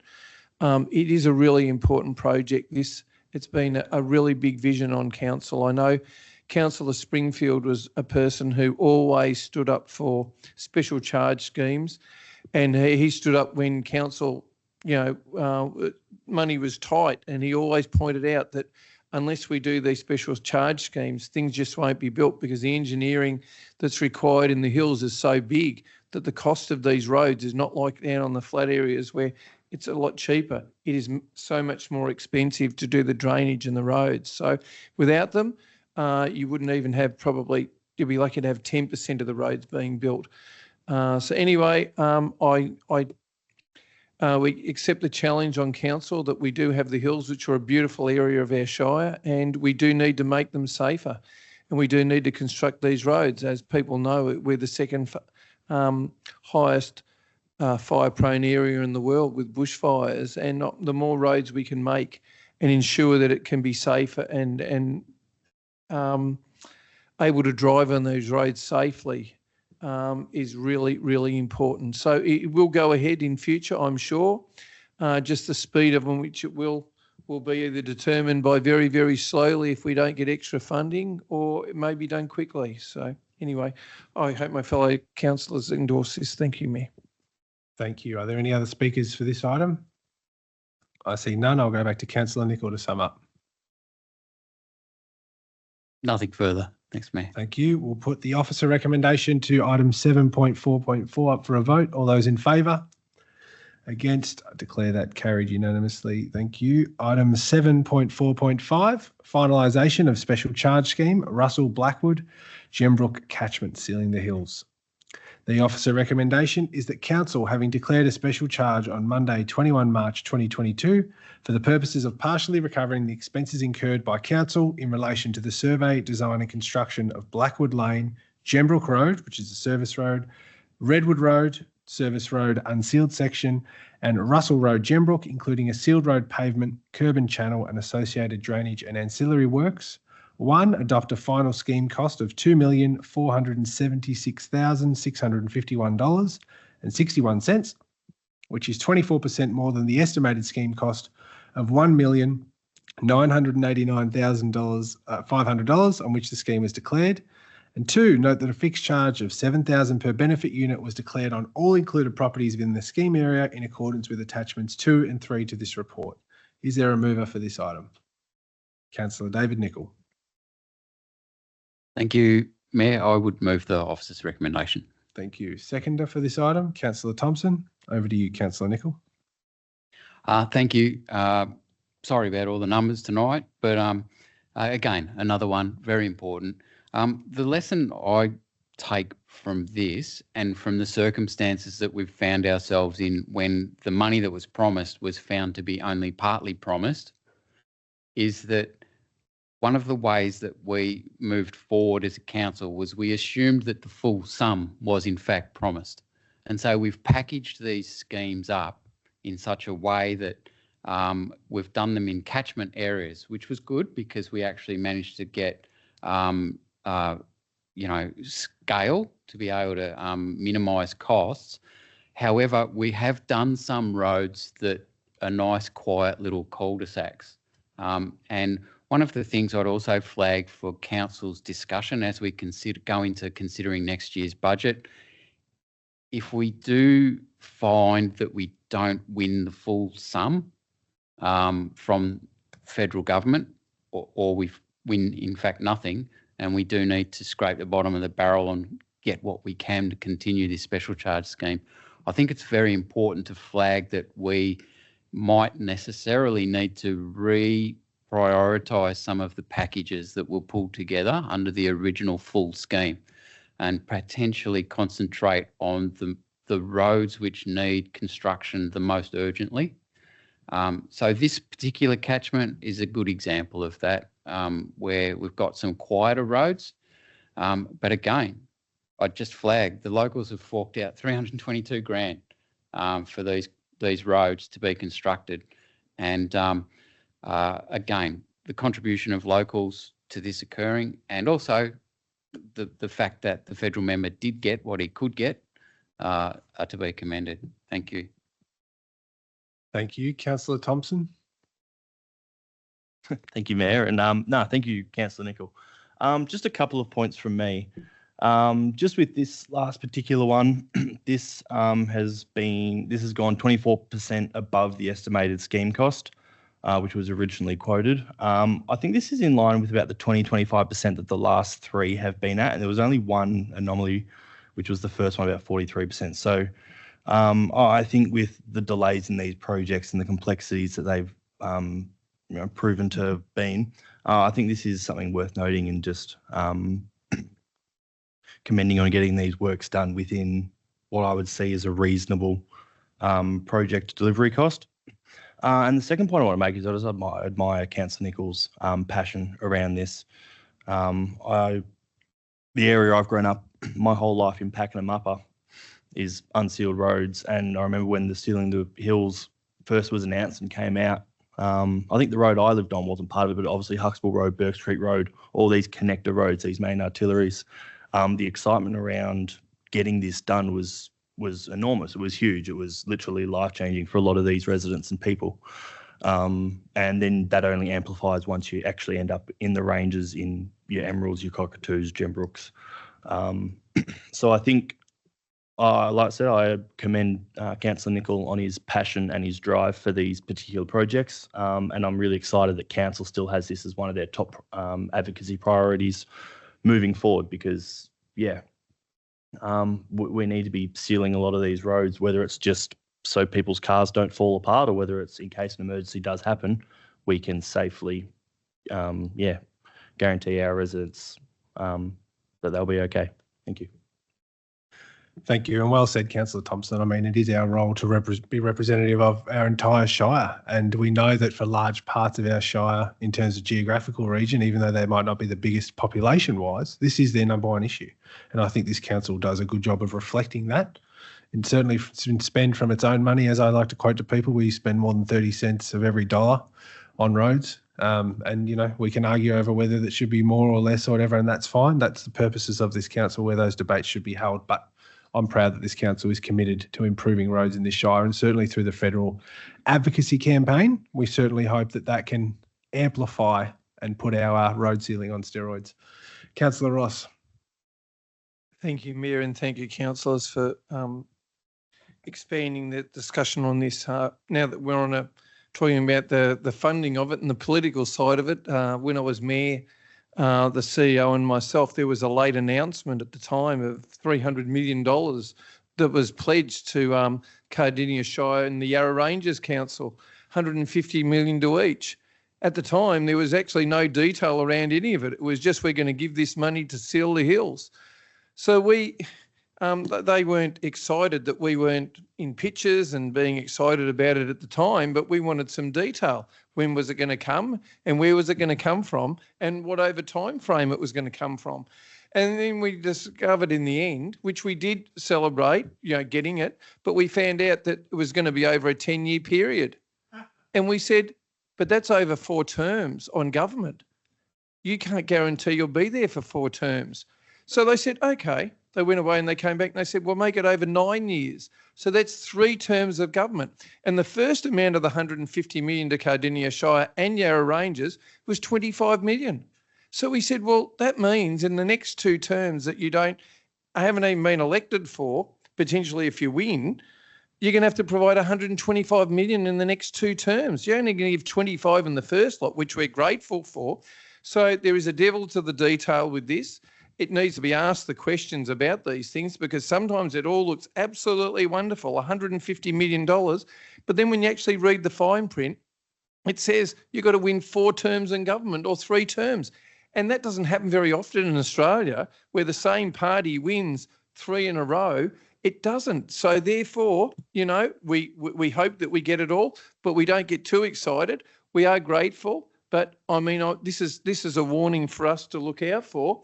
People come along promising wonderful things, and hopefully they always do deliver, but sometimes they don't. And unfortunately, for a lot of residents in the hills, as it's been explained by Councillor Nicol, they believed that the whole 150 was going to come very quickly. And unfortunately, a lot of them have been really disappointed. And there's no guarantee that it could come through. And with budget to budget, governments just change their mind like the wind. So hopefully they will deliver. We've got some extra money, which we're grateful for, on top of the 25, which is great. But as I said, there's still 109 still to come out of the 150 that was promised. So I must say, Councillor Nicol's put it out there in the Mayor to the challenge. Tell us when you're going to give it to us. And over what time frame, because anything over the term that you get elected in is not a promise that you can't deliver, because you can't guarantee that. Anyway, that's just a little bit of the detail behind it. There's a lot of people out there who are really disappointed, and I feel really sad for them, because they believe their roads were going to get done. The community did work for a really, really long time to get that promise up, and it did come. Unfortunately, you just can't guarantee winning 3 or 4 terms on government. Thank you, Mayor. Thank you. Are there any other speakers to this item? Thank you in the gallery. Thanks. I'll go to Councillor Nicol to sum up. Thank you, Mayor. And thank you, Councillor Ross, too, for pointing that out. And it was a lesson hard learnt around real politics. And again, I would say that the genuinely transformative nature of this project, these projects, is a serious matter. And I would sincerely urge all of our federal candidates to not play games with this. Please do not play games with this. If you're going to promise something, make it realistic and make it achievable and deliver it. The other week I actually went to the CRAG 21 meeting, which is a group of volunteers who are very tired, and I personally shook all of their hands and thanked them sincerely on behalf of everyone in the community for the work they've done and continue to do. They're looking for renewal. They're looking for more volunteers to pick up the mantle. And I've got plenty of people ringing me up saying, what are you going to do about our road? So I'm hoping that that initiative will continue. There's a Gembrook Roads Action Group. There is a subcommittee of the Emerald Village Association, which is focused on roads. It's still a #1 issue. So the message is there for all of the federal candidates. Please come and talk to us up in the hills. And so for this last scheme here, I just flagged that that's 322 grand out of the pocket. So just for the 4 that we've talked about tonight, that's $1.9 million that Hills residents have provided Cardinia as a down payment on reducing that 30 cents in every $1. So the contribution is on the table from the Hills residents on reducing Cardinia's roads maintenance budget. They've laid the money down, and in return, they've got a road that's acceptable. Thank you. Thank you, Councillor Nicol. All right, we'll put the officer recommendation to 7.4.5 up for a vote. All those in favour? Against? Declare that carried. Thank you, councillors. That is it for special charge schemes. All right, agenda item 7.5.1, Q2 Performance and Growth Reports 2024-25. The recommendation here is that council receive and note the contents of those performance and growth reports. Is there a mover for this item? I see Councillor Ross. I move the officer's recommendation to note this report and receive the report. Thank you, Mayor. Thank you. Is there a seconder? Councillor Roberts. Councillor Ross to speak first. Look, this is another report that talks about our performance and growth reports for the quarter. It's been an extremely important report in the past. As being a growth corridor, we've had generally between 5 and 6 families a day moving in for at least the last 17 years that I've been on council. It gives us some indicators on how fast things are going. And a really strange thing that people don't realise, and I won't go into it too much, but often we know how many people have moved in by the amount of bins that get handed out to the community when they move in and they request a bin for their property. That's how we often know how many residents have actually moved in to the Shire. This report also goes into many different areas. It goes into which have been added to the report over the years. With more community engagement, more social side to them, with measures and reporting, like the Gender Equity Action Plan report, which goes into what we're doing in that space. We've got other areas in here which have been added because we just believe that the community needs to know on a quarterly basis many of these reports. So for anyone who wants to have a look, you'll often find things that you probably didn't realise that we're doing in this report. It is very, very informative, based on facts, and you'll be able to see how the organisation's performing. Thank you, Mayor. Thank you, Councillor Ross. I'll go to Councillor Roberts. Through you, Mayor. This one of the attachments to this report is the reporting on our council plan initiatives, which is on track with the exception of just one item, which happens to be in my ward, which is the complete the town centre streetscape upgrades. And this has been impacted by the commencement of the community hospital project. So we've been advised that they're recalibrating the work there to look at how that can the works can be delivered. So I'm looking forward to council officers reporting back to us on that. We've now commenced the community engagement's been underway with the community panel for the new council plan. So it's good to see these initiatives are winding up so we can get ready to reset the plan again for the next 4 years. Just casting on Councillor Ross's comments about the growth. The growth, I remember back in 2008, we got to 7 families a day before the GFC crash, moving into the Shire. And in my bones, if I can make a joke about bones at this point, I feel that with Pakenham East, there's now 3, potentially 4 estates opening up in Pakenham East that we're about to see. And as the building slows down in the big build, well, I think we're likely to see a move back to domestic building as a driver in the state economy. So we will once again be that part of that growth drive. So it gives us a few more and more challenges. So thank you. Thank you. Are there any other speakers to this item? I see none. I'll go to Councillor Ross to sum up. Thank you, Mayor. And thank you, Councillor Roberts, for contributing to the report and sharing some of your experience over a long term in Cardinia Shire. Just highlighting one section, I know that every election that comes up, people talk about youth and they talk about what are we doing for the youth? How do we connect with the youth? This is an area that our council particularly takes on when the federal government and the state governments don't see that as their role. And even councils, it's not our role. But we believe that with such a young community, we need to provide service and support. And if you have a look at the one performance report here on youth engagement performance, the youth support program is free and confidential service which offers young people with information, advice and practical support, short and long term. The program is flexible and accessible to all young people in respect of race, gender, sexuality and religion. Our team over the quarter had interactions with 3,335 young youth who came or they went out to meet and had a chat to.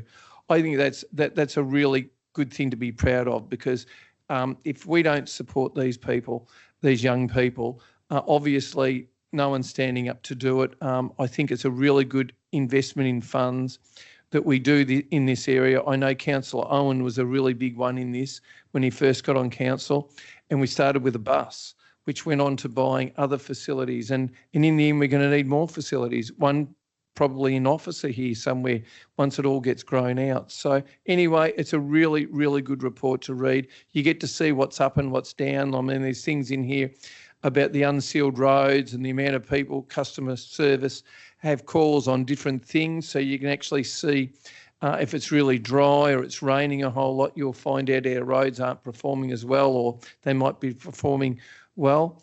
It's a really good read. So if you want to know what's happening in the Shire on a performance level, this is a really good report to read. Thank you, Mayor. All right, thank you, Councillor Ross. We'll now put the recommendation up for a vote for item 7.5.1. All those in favour? Against? Declare that carried. Thank you, councillors. Item 7.5.2, the community engagement update. The officer recommendation is that council notes the community engagement activities being undertaken during March 2025. Do I have a mover for this item? Councillor Pomeroy. I'd like to move the item as per the officer recommendation. Thank you. We note that. Is there a seconder? Councillor Ross. Over to you, Councillor Pomeroy. Thank you. Thanks. I think the most exciting one about this is the council plan engagement, which is about to hit About to hit the community in about 10 days' time. Fabulous opportunity for all the community to see the work that the engagement panel has done to date. They have drafted a community vision. They've done a power of work across 4 workshops to really drill down into some fantastic insights that not only helps guide us councillors, but provides some information for the community to review and also add their feedback to. So I'm really looking forward to that starting. And you'll note that it's a really long period this time. We're very conscious we've got Easter and Anzac Day, school holidays in there. So that will run from the 27th of March through to the 11th of May. So great opportunity for everyone to get involved, and I really do encourage you to. And also coming up next week is another engagement on playground renewal. So this time in the Lauriston Estate Park in Kuirup. So make sure if you're in Kuirup or you just really like travelling around the Shire to get to parks, that you have your say there. I'm in full support of this one. Thank you. Over to you, Councillor Ross. Seconder. Thank you, Mayor, and thank you, Councillor Pomeroy, for withdrawing this item. I must say something earlier today in our briefing, we saw a video of the group that's been meeting over the council plan, and I was really encouraged to see, not that we don't value all our outspoken people in the community who will share with us all the time what their thoughts are, but when I watched the video, I think there was only one person in the whole video who actually knew. So that actually was really good. They've got enough interest in the community that people will come out and spend their time to give their views in this area. And I'm so much looking forward to seeing what some people who obviously haven't been here that long in the community, their vision is and what their thoughts are and what they think we can do better. Because sometimes we are in a bit of a bubble. We'd like to think that we get to see everything, but we don't. So for new people in the community to come on board to grab it, and on their interviews in the little video that the Mayor was the chair of, I must say people were really interested and they were rather excited about being given the opportunity. But not only that, they said, all of them said that we've learnt so much more that we just had no idea on council, what you did, what services you provided, and it's really opened their eyes a whole lot, which gave them the opportunity to speak into all of those areas. So anyway, I think it's really good. I think our team's done a great job on the community engagement, trying to get some different people. And I know they've tried to fill all the different demographics right across the Shire to replicate what the percentages of people are within our Shire to represent on this panel. Anyway, I know that from what we've seen, they did a really good job. They've got some great things to say, and I hope that we can make sure that we can line up so many of those things in our plan that will encourage that their time wasn't wasted, and we do listen. Thank you, Mayor. Thank you, Councillor Ross. Are there any other speakers to this item? I see Councillor Potter. Thanks, Mayor. I just wanted to remind everyone to go to the creatingcardinia.vic.gov.au website where you can join up, and you can see all the face-to-face community engagement events coming up there, and it's a really great way to get information about what's happening. And it's really important that we hear the collective wisdom. So I really encourage everyone to get involved in the community engagement. It's just brilliant. Thank you. Thank you, Councillor Potter. Would anyone else like to contribute to this item? I see none. So I'll go back to Councillor Pomeroy to sum up. I think it's really important when decisions are informed by data and guided by community input. I'm really excited about these 2 opportunities, but mainly the council plan for March. So get along, check it out, and I'm in full support of this. Thank you. All right, we'll put the officer recommendation to 7.5.2 up for a vote. All those in favour? Against? I declare that carried. Agenda item 7.5.3, Capital Works Report, period 8. February 2025. The recommendation here is that Council notes the Capital Works report for this period. Is there a mover of this item? I see Councillor Ross. I move the officer recommendation to note this report. Thank you, Mayor. Thank you. A seconder? Councillor Thompson. Councillor Ross to speak first. Thank you, Mayor. I'll just highlight a couple of things out of this report. And from some of the previous councillors who really put their heart and soul into some of these projects getting done. I must say the Officer District Park, Councillor Stephanie Davies really put her head on the line for all of this, because it would have been so easy to reduce what it was down to basically a pulp of what it became in the end, because the project just kept going up and up and up. And she just held her ground and said, this is a really important project that's been promised. And I must say the community consultation on this was extensive, and they're involved in what they wanted to go into the facility. I think it probably covers about 80% of what they wanted. And for $9 million, it was a really big project, which I'm sure if it came up today, you just wouldn't be able to do something like this. So the councillors of the day, I'd encourage community members, talk to your local councillor and get them involved in the things that you would like to see happen. And I know on this level, on the budget area, the majority of the councillors put their hand up and fight for you for those areas. I must say there's another project there on Thulis. There you go. Road, an integrated children's centre which cost $9 million. Fortunately, with this one, I'm reasonably sure that the council didn't put in any money. It was fully funded by the state government, which was great, because I mean, if council had to put in $9 million every time we build a kindergarten or family and service centre for families, child and family centre, you just couldn't afford to do it. But fortunately, this is one of the ones where they came along and they said, we'll put in the whole lot of the money. So that was really good. And I must say it is valued so much by the community, all of these things, because if it was ratepayers' money, you just couldn't do it. So anyway, I'll leave some items here for my fellow councillors to share if you see something in there that you'd like to comment on. Thank you, Mayor. Thank you. I'll go to you, Councillor Thompson. Thank you, Mayor.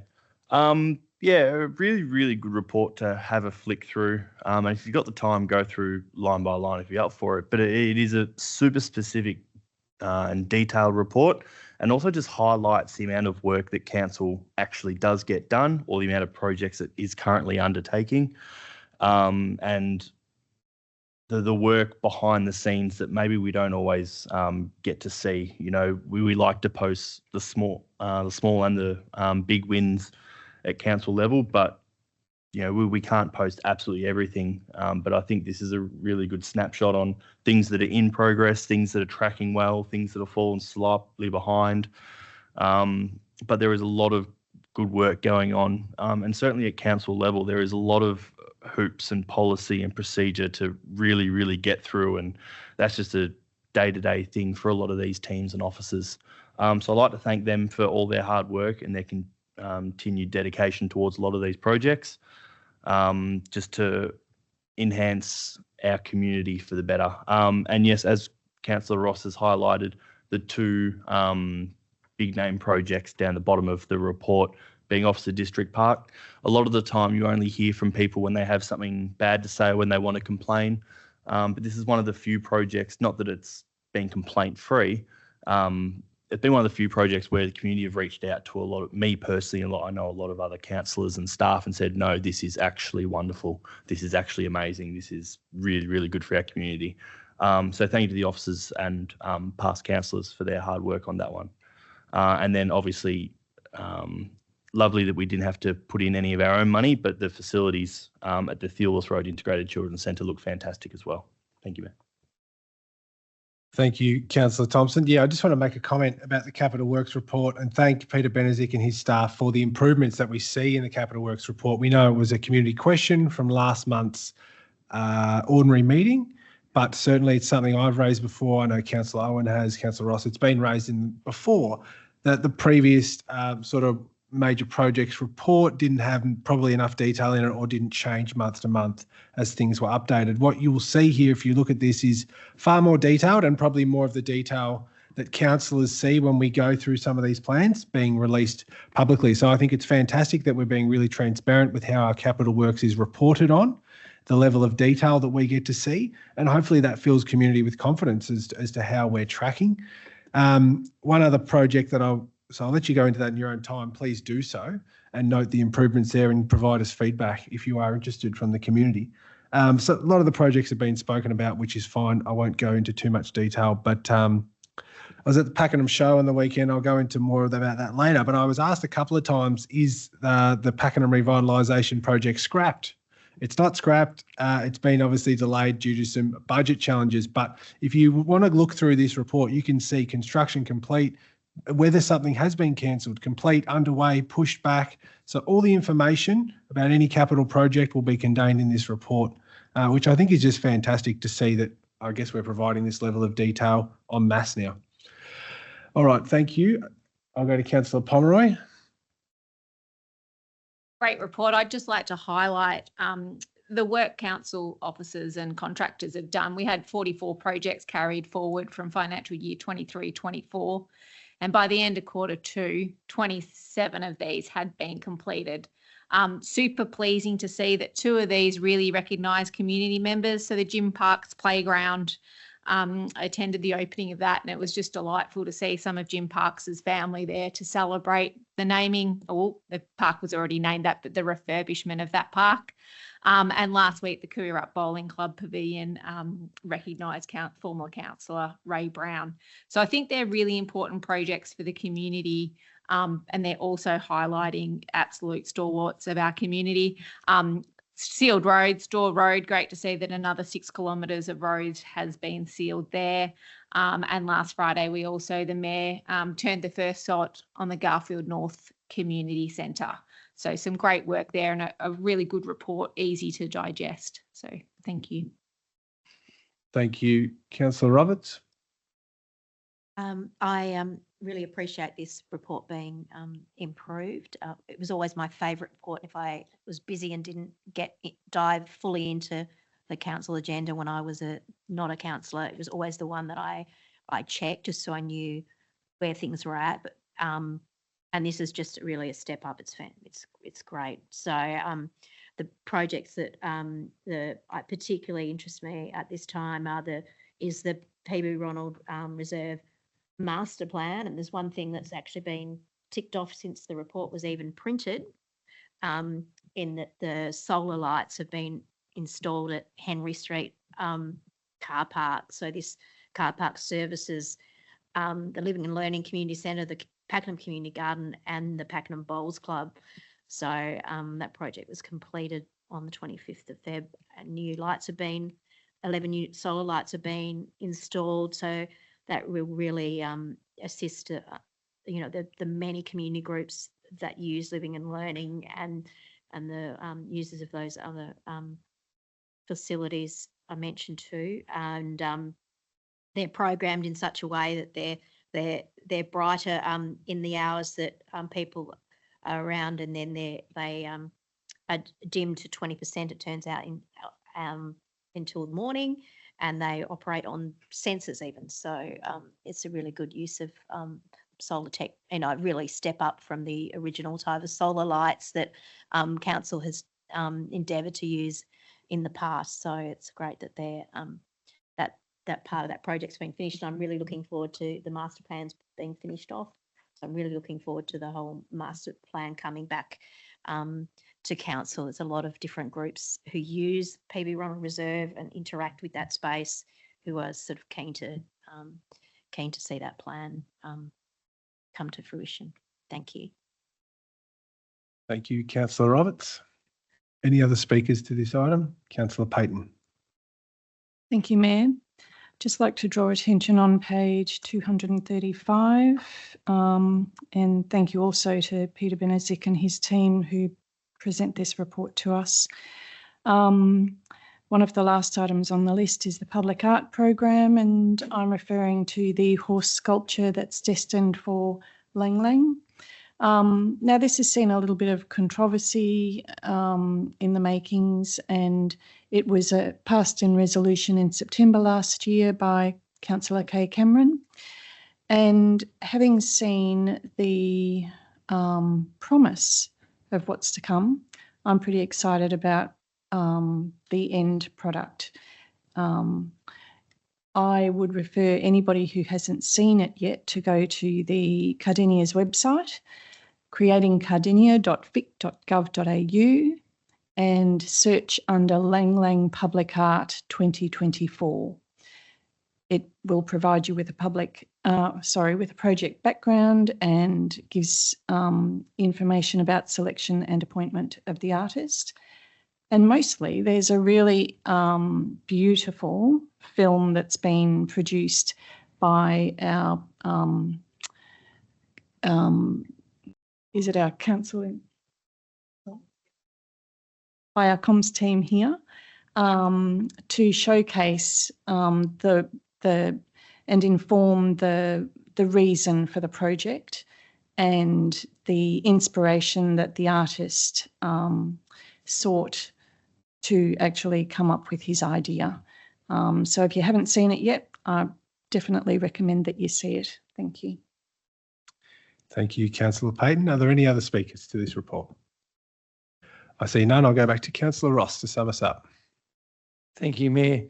I was going to highlight as well, thank you, Councillor Pomeroy, for the Cooey Bowling Club Pavilion. I think most of us attended that event. It was really good, and it just showed the tenacity of a previous councillor who had a vision to improve something in the area of Cooey, and it came about.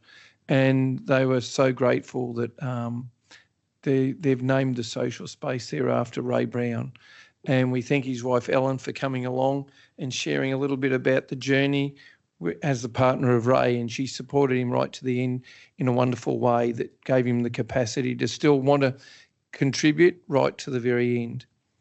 Also too, another project that I saw there was when we were down there, we actually got to see the Cooey pool, and they've got a pod that's been put in for all abilities. And that there makes it more accessible for people of all abilities to actually use the pool.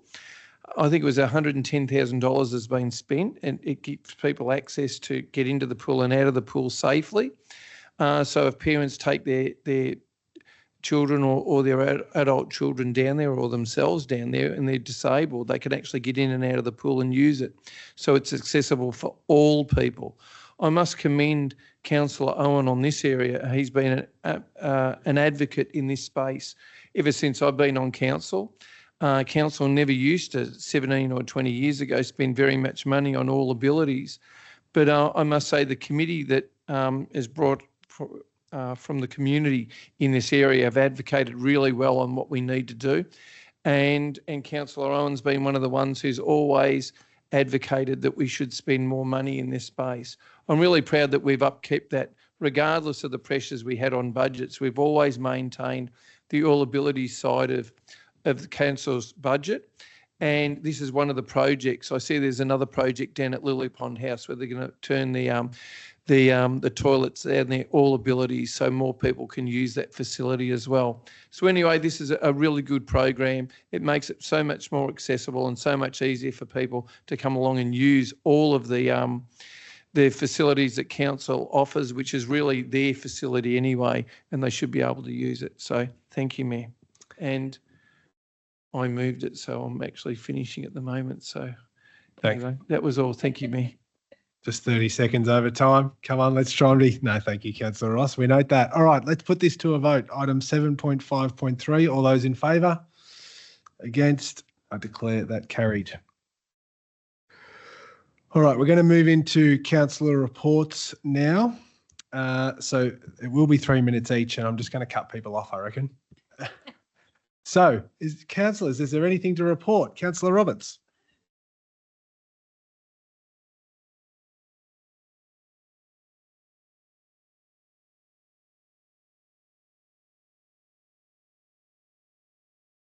Sorry, don't forget your mic. I'll start again. Welcome back. Thank you. I've now reached the stage that I could safely return to the chamber, and I thank the staff for making that possible for me after breaking my ankle 8 weeks ago and being in plaster. I have begun to get back into the community, which I was just itching to do, and thank Councillor Payton for taking me to the International Women's Day event at the Cultural Centre, which was, really great to see and hear from the speakers we had, and see the wonderful Maori dance troupe perform. And then it was great to, with assistance from family and friends, to get to the Pakenham show, which was just an absolute highlight for my family. And I really congratulate Leanne Venables as president of the Pakenham Agricultural Show for her work, along with Wendy Andrews, who looks after the exhibits in the pavilion, and the many other members of the committee and their helpers that make that event the success that it is. It's just it's great to have such an eclectic mix of rides and food and community groups coming together, and as well as drawing on our agriculture and still maintaining that connection, which is really, really important as the corridor becomes more suburban, to sitting on the fringe, to have that connection to see the sheep and to hear about the dogs and on the next day as well. So yeah, I love the show. Thanks. Thank you, Councillor Roberts. Who's next? Councillor Payton. Thank you, Mayor, and thank you. Good to hear from you, Councillor Roberts. I attended the opening of Patterson-Cheney in Pakenham. They sell trucks and they have invested heavily in a state-of-the-art service depot. Two of the highlights for me was seeing how far technology has progressed to make service workshops like this one safer, less of a physical burden on workers, and so therefore more accessible for female truck technicians, and I find that very inspiring. The second highlight was speaking to Peter Sherry, who coordinates their West Star and Patterson-Cheney Apprentices Academy. Following the opening, I was able to link Peter with the Kuirup Regional Health Service and the Kuirup Secondary College to set up pathways for vet level placement, work experience and for career training. It's an exciting partnership, and I look forward to assisting more of this cross-pollination between new industry and community services happening as our industrial area develops.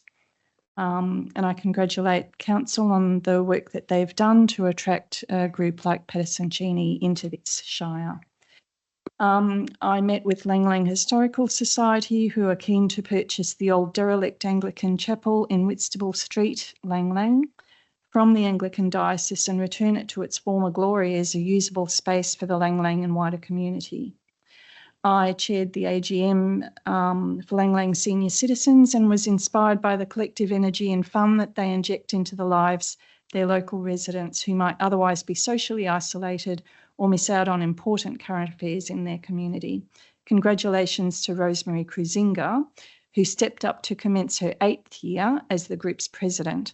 Rosemary was awarded with a life membership for her work both for the club and for the wider community.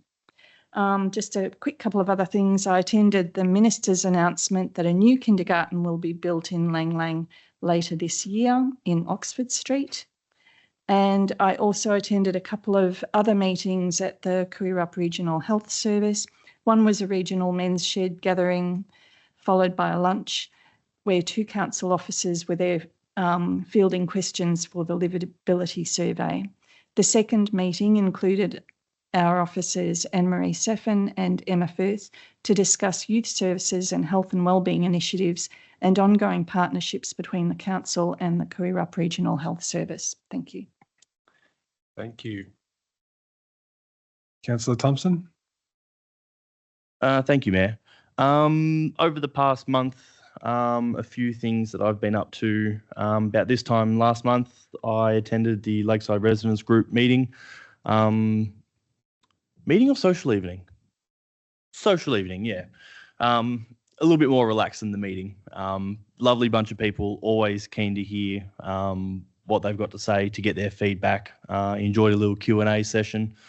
So it's always good to actually, be at ground level with residents and whatnot and hearing what they have to say. And we had a couple of guest speakers throughout the night, which was very beneficial as well. Had a citizenship ceremony That's always a fantastic event. It's great to see local ministers and other councillors there and to see the smiles on so many faces being welcomed and nationalised. Obviously into a great country, but obviously into a really nice part of the world being our Shire. Last Thursday, I also had the privilege of attending the International Women's Day with guest speaker Zioni as well, who I thought was just fantastic with her thoughts and her stories that she had to share. And I thought it was a great Q&A session, even with our own specialist counsellor, Lana Pomeroy, up there, sharing her stories as well, which I thought was fantastic. And unfortunately, I couldn't attend the Pakenham show due to illness on Saturday, but from all reports, it was, as promised, bigger and better than ever. So a massive shout out to all volunteers that helped put that on, and a lot of them are members of the Lakeside Residents Group. So yeah, a special shout out to them in particular. But that's it. Thank you, Mayor. Thank you, Councillor Potter. Thanks, Mayor. I want to say happy St Patrick's Day. I'm in my green, and it's being celebrated at the Cardinia Park Hotel, and I do believe that Jim Owen is on his way to Cardinia Cultural Centre, so that's good. Also want to acknowledge Happy Holi and also acknowledge Ramadan, which is on at the moment. I've been honoured to attend our advisory groups. They've started and I'm proud to be counted in their number. We, alongside our mayor, we attended the Together We Can Cardinia Shire Council Reducing Family Violence Action Team. And I've also joined the Cardinia Access and Inclusion Advisory Committee alongside Councillor Brett Owen. We've started works within the Arts and Cultural Reference Group with Liz Roberts. And also I chaired the MAG Multicultural Advisory Group, where we had a really amazing presentation from our staff member, our Aboriginal Community Strengthening Facilitator at Council, Nadia Douglas, about the Reconciliation Action Plan, where we would love to hear from community. If you look at the creatingcardinia.vic.gov.au, it's been said a couple of times tonight, you can share your thoughts about it. We also heard from Rob Kosh, the Senior Advisor, Community Engagement from Monash Health, and they want to know the best ways to inform our community of where you can go to be seen if the need isn't urgent, so it's not life-threatening, rather than going to the hospital. They want to reduce hospital waiting times. So they are doing something about it and trying to identify why some Cardinia residents visit the emergency department at Casey Hospital, for example, when it's not an actual emergency. So they're looking for input from the public. The email is communityengagement@monashhealth.org. Or you can look up monashhealth.org, alternative pathways. That was pretty cool. Another advisory group I went to was the Mental Health and Wellbeing Action Team. And it was amazing, and I'm really honoured to be part of them. I'm sure together we will create some meaningful actions in the community. I also want to acknowledge the Pakenham show. It was awesome, and I want to thank our mayor and our deputy mayor for throwing gumboots with me. It was the first time for me. Then there was the International Women's Day celebration, which my other councillors have mentioned. It was just really an honour to be there. It was so informative and inspiring. And I just want to acknowledge, I've been out to a few restaurants in the local community this month. The Masala Bar and Restaurant at 1 Square, Central Fish and Chips at 1 Square, Officer Thai on Princess Highway, and not to forget the Officer Food Truck Park. They are great businesses, and I always want to support our local community businesses. So Councillor Potter. Thank you. Skirting in there. Can't use the council reports. All right, let's keep moving on. Councillor Pomeroy. I'd just like to take this opportunity to congratulate Dr. Mary Cole, who was last year's Cardinia Senior Citizen of the Year. She's been recognised last week for the Agri Futures Rural Women's Award for Victoria. So a massive achievement, and it was great to read her profile. So if you haven't seen it, it's in the Pakenham Gazette, it's in the Warragul Gazette, and it's in the Weekly Times. all last week's edition. So it's for her work in regenerative farming and promoting sustainable and resilient farming. So massive achievement. Congratulations to Dr. Mary Cole. I'd like to really acknowledge the Bunyip RSL and the Garfield Community Association for their advocacy in relation to the Garfield Main Street B-Line bus stop, and pleased to report that they will have a meeting with PTB to discuss their concerns and have some community consultation. So those works have been put on hold so the community can provide their feedback. So that's been a great outcome. I've spent a bit of time this month at Deep Creek Reserve, seeing the highlights of the Cardinia Environment Coalition. And it was great to see the site really activated for the Cardinia Foundation Fun Run, which was organised by Aligned Leisure. So $8,500 raised on that day, plus volunteers out there doing a Clean Up Australia event, plus plenty of people playing golf and using the driving range and others in the playground. So really beautiful to see that site activated, and I look forward to seeing what the future holds for it. I would also like to just recognise there's been a lot of drainage and road conversations. Shout out to the Pakenham show, and also good luck to Bunyip, who have their show this Sunday. Thank you, Councillor Pomeroy. Are there any other reports? Councillor Ross, you're on the clock. Thank you, Mayor. Just quickly, on the weekend, I attended with the Casey Cardinia Masters Athletics Club the Victorian Championships over at Doncaster. That's why I couldn't come to the show. On Saturday, it was excessively hot, as everyone knows, and on Sunday, it was blowing a gale and freezing cold in the rain. So you couldn't get too more contrasting. I must say this club's only been going for a few years in the Cardinia end of things, and we would have had at least half a dozen people who attended IYU go along to those events. I know some people in the past, like one of our previous mayors, Bill Ronald, used to compete in the Masters.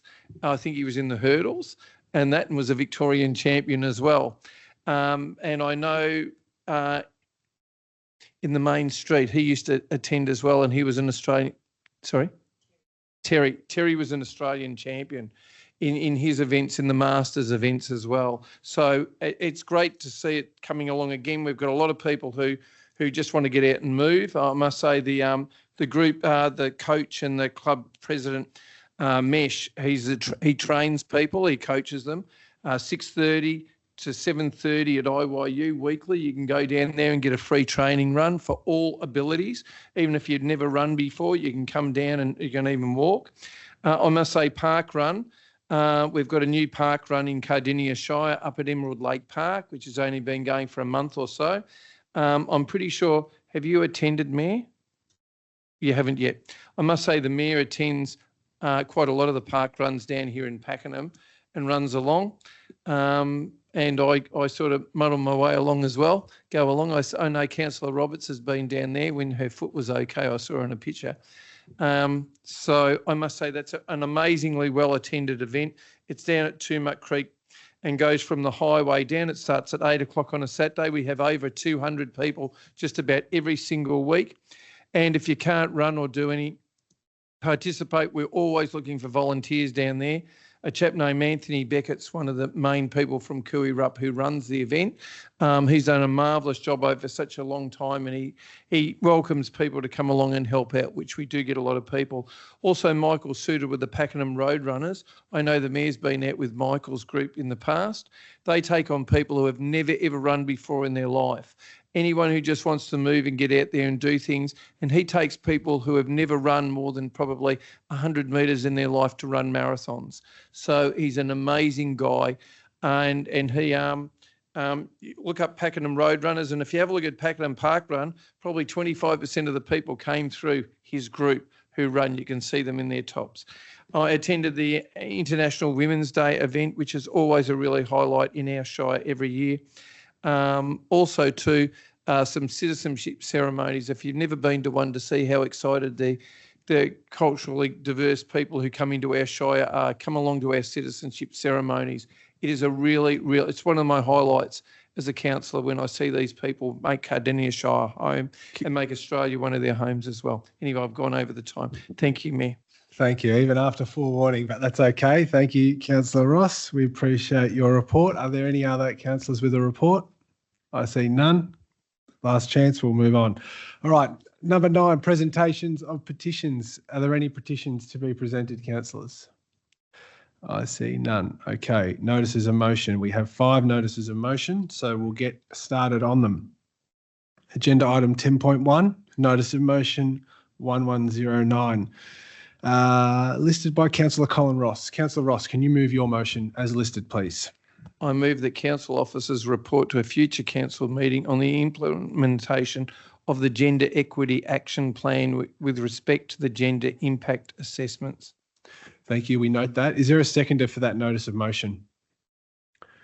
I see none. Councillor Thompson? Okay. Councillor Thompson seconds your notice of motion. Please speak to it. Very quickly, we had the Commissioner visit our council in the last month, and she came along to have a look at what we were doing in this space. And I believe we are, if we're not best practice, we're very, very close to it. And one of the things that the Commissioner was highlighting was the fact that our councils try and do gender impact assessments. And what I discovered was we actually do that on a regular level on council. So putting up this notice of motion, we put all our staff on notice, and we'll see what we're doing in this area in a report that comes back. I believe we're very, very efficient in this area, but I would like to see on the appropriate actions that we have on council that it's always taken into account, because the female gender represents over 50% of Australia's population and in Cardinia Shire as well. So we always need to take into account the needs of all the genders out there. And this is one area that we can actually do that to make sure that nothing gets missed out. Anyway, thank you, Mayor. Thank you. I'll go to Councillor Thompson. Nothing further to add, Mayor. Thank you. Thank you. Are there any other speakers to this notice of motion?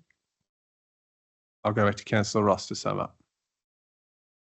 Thank you, Mayor. Just highlighting this. This actually doesn't cost us any money to do this. This is the sort of stuff that we do anyway, but I just wanted to have it noted and a report come back just to make sure that we're covering all bases on this issue.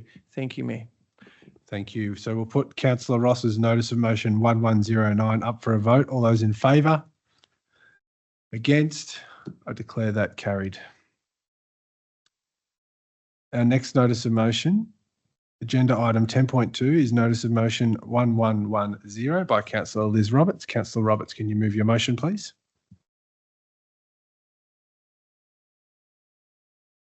Mayor, I wish to move my motion with an amendment to include provision of $25,000 in the 2025-26 financial year budget. So my amended motion reads, I resolve to resolve to undertake a review of the Cardinia Shire Council pedestrian and bicycle strategy, providing $25,000 in the 2025-26 financial year, and provide a report back to Council by its February 2026 meeting. Request the review include an audit of progress to date since the strategy was adopted and outstanding actions. Request the review considers, but is not limited to the following factors: changes in walking and cycling behaviours post the COVID pandemic, pedestrian and cyclist safety, incorporating accessibility, the economic case for investment in walking, and point 4, requires the report include a review of current actions within the strategy with the intent to prioritise actions to be linked to Council's advocacy program and Council's capital works program. Thank you, Councillor Roberts. We note you moved that. Is there a seconder for that notice of motion? I see Councillor Nicol. Councillor Roberts. Thank you, Mayor. I'm very passionate about walking and cycling, and this notice of motion is bringing Council's role in providing safe pedestrian and cycling infrastructure into sharper focus. I would ensure we have great trails for walking. Residents have footpaths to actively travel to local public transport, that being bus stops and train stations. and we have pedestrian crossings to get busy families across busy roads. The pedestrian and bicycle strategy 2017 does not have a trigger for review within the document itself, as many of the other strategies do. This notice of motion is asking councillors to support a review on a document that is fast becoming out of date. This motion asks for a review to commence in the 2025-26 financial year with a report to councillors by February 2026. Officers have advised a budget of $25,000 will assist. The Active Cardinia Strategy Community Survey, which was undertaken post the pandemic, found that walking was the #1 form of physical exercise undertaken by residents, with cycling the third most popular.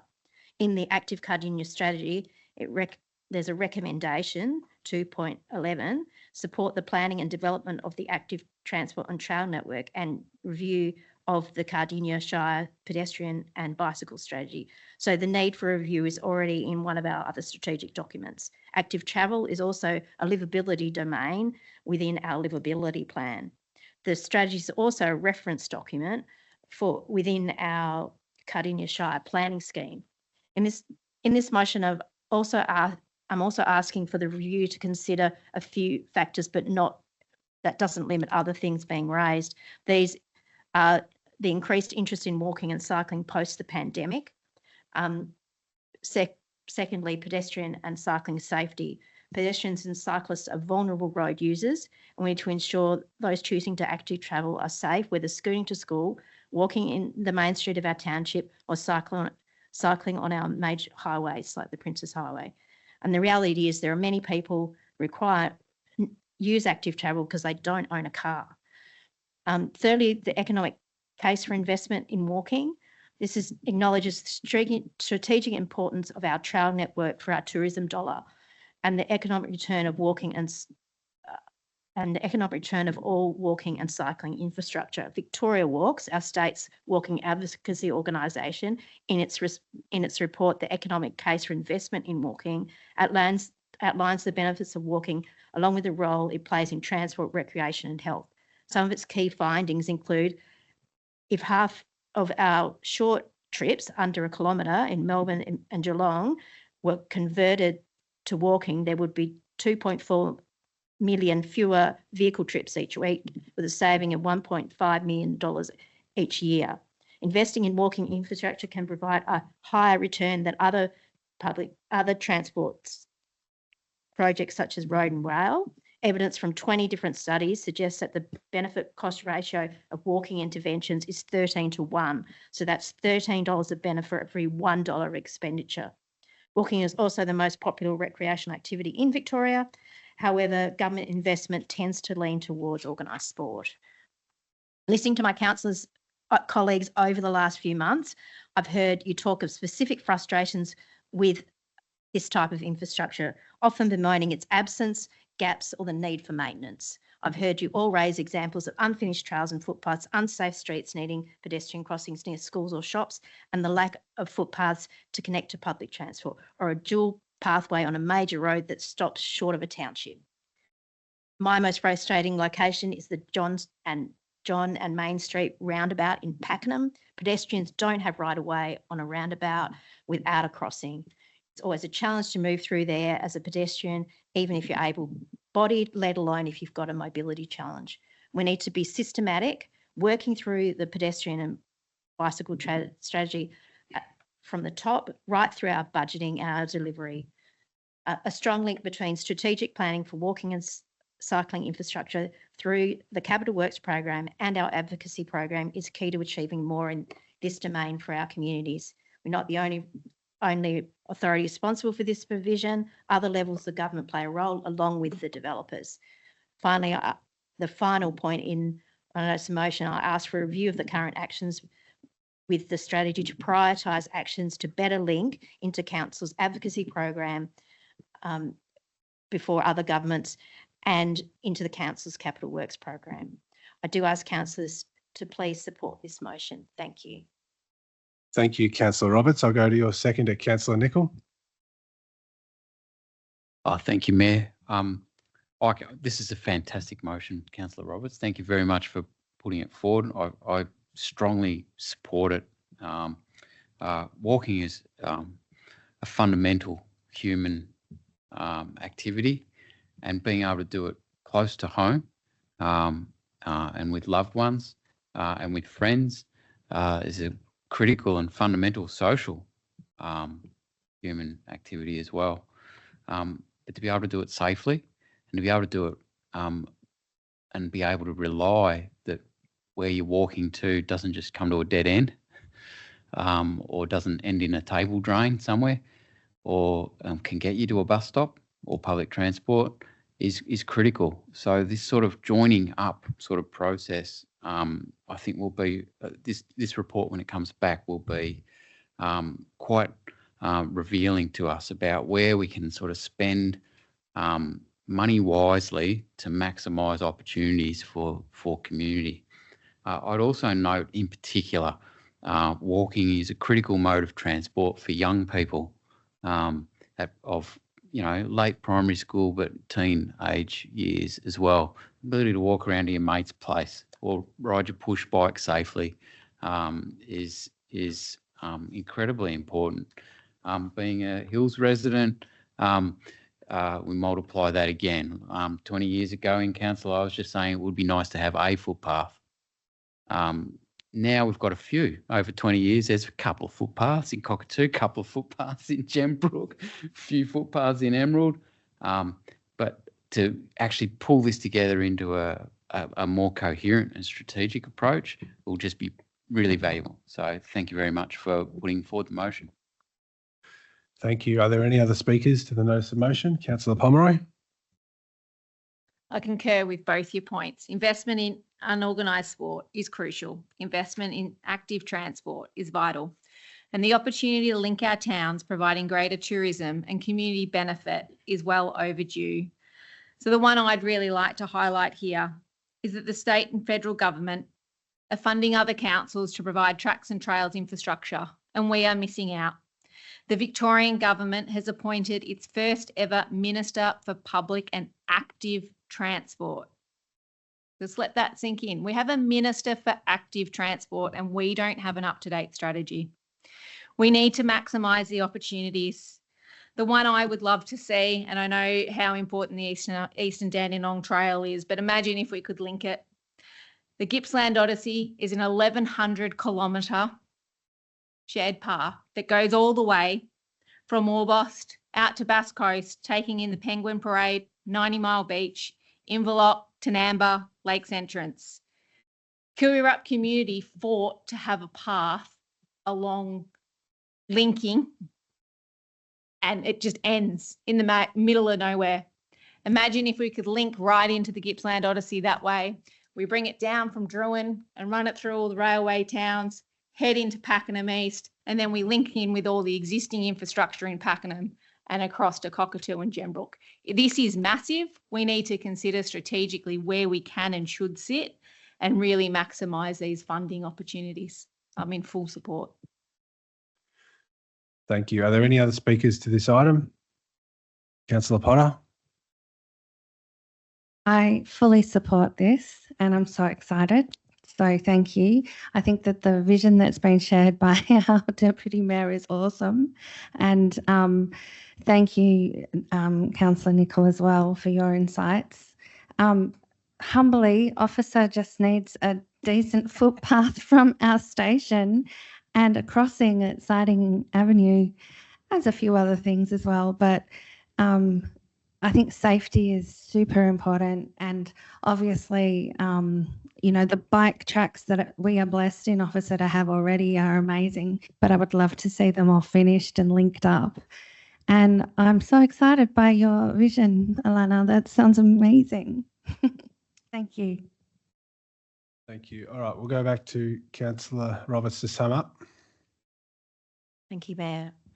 In summing up, I feel through conducting a review of the pedestrian and bicycle strategy, we can achieve better outcomes in the coming years for those walking and cycling for fitness and active travel, better safety for our pedestrians and cyclists as vulnerable road users, and establish a more complete and well used trail network in our Shire. Thank you. Thank you. So we'll put your notice of motion 1110 up for a vote. All those in favour? Against? I declare that carried. Next notice of motion, agenda item 10.3, notice of motion 1111. Councillor Samantha Jane Potter, can you move your motion, please? Thank you, Mayor. I move the following motion, that Council requests the preparation of a report to be tabled within 3 council meetings, providing an update on the development of the Officer Town Centre. The report is to include A, information that is not deemed confidential in relation to any current planning applications or permits for both residential and commercial developments, and B, any actions taken by Council to facilitate development in the Officer Town Centre, and C, what is holding up development and when can residents expect to see development commence? Thank you. Is there a seconder for this notice of motion? Councillor Roberts. Councillor Potter to speak first.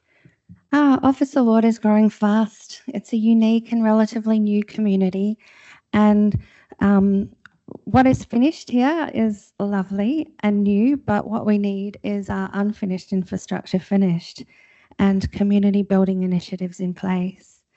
A thriving town centre will go a long way to contribute to both these things. Our town centre can be a place where our community can build, where we can shop, meet and enjoy living here. But right now, too many of us are left wondering what's happening with the Officer Town Centre. It's been about 12 months since we've had any kind of proper update. A town centre isn't just, excuse me, my thing went funny.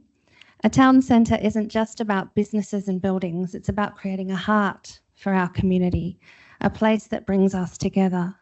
That's why we need more transparency, more updates and more engagement.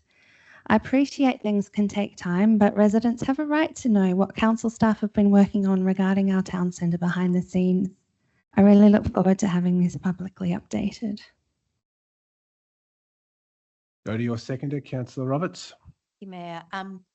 A similar report, a similar notice of motion was successful under Councillor Tammy Radford, your predecessor, Councillor Potter, and I personally found it extremely useful as a resident, and actually in my work at that time I was working in Officer, it enabled me to answer public questions that I received in my previous employment actually.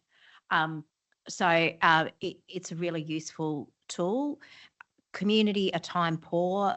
They, apart from the exception of, people who really want to dig into council information, it's really difficult to get all this information together in one go, even if you are monitoring, the advertised planning permits. If you miss a week or whatever, you may miss something. So this notice of motion is really useful as a tool for advocacy and for people to sort of understand what's going on. I remember last time it led to people realising we were getting a Macca's. It was all excitement. But I'm digressing. But it's just people are time poor. Sometimes gathering up this and giving a picture every so often just really helps people understand their local community. Thanks. Thank you. Are there any other speakers to this notice of motion? I see none. I'll go back to Councillor Potter to sum up. Yep, it's just about keeping things clear, keeping our community informed about the progress of Officer Town Centre is essential, and it will shape our daily lives, support local business and strengthen our growing suburb. Our council is committed to transparency and open communication, ensuring residents feel heard and engaged in the process. A well-planned town centre isn't just about infrastructure, it's about creating a thriving and connected community, and we're dedicated to working together to make that vision a reality. I can't wait to hear this report once it's ready. Our team work hard behind the scenes and residents need to know what's happening. Thank you. Thank you. So we'll put Councillor Potter's notice of motion 1111 up for a vote. All those in favour? Against? I declare that carried. Agenda item 10.4, notice of motion 1112. Councillor David Nicol, can you move your motion, please? Thank you, Mayor. I move that Council 1, pause the demolition of the cafe and tea rooms building at Emerald Lake Park. 2, request the relevant officers to commence discussions with Emerald Arts Society, Hills Photographic Society and Cardinia Arts Society regarding opportunities for a pop-up arts display in the Emerald Lake Park buildings which are currently vacant in time for the 2025 PAVE Festival. 3, request a review of the Emerald Lake Master Plan be completed and presented to Council within 6 months.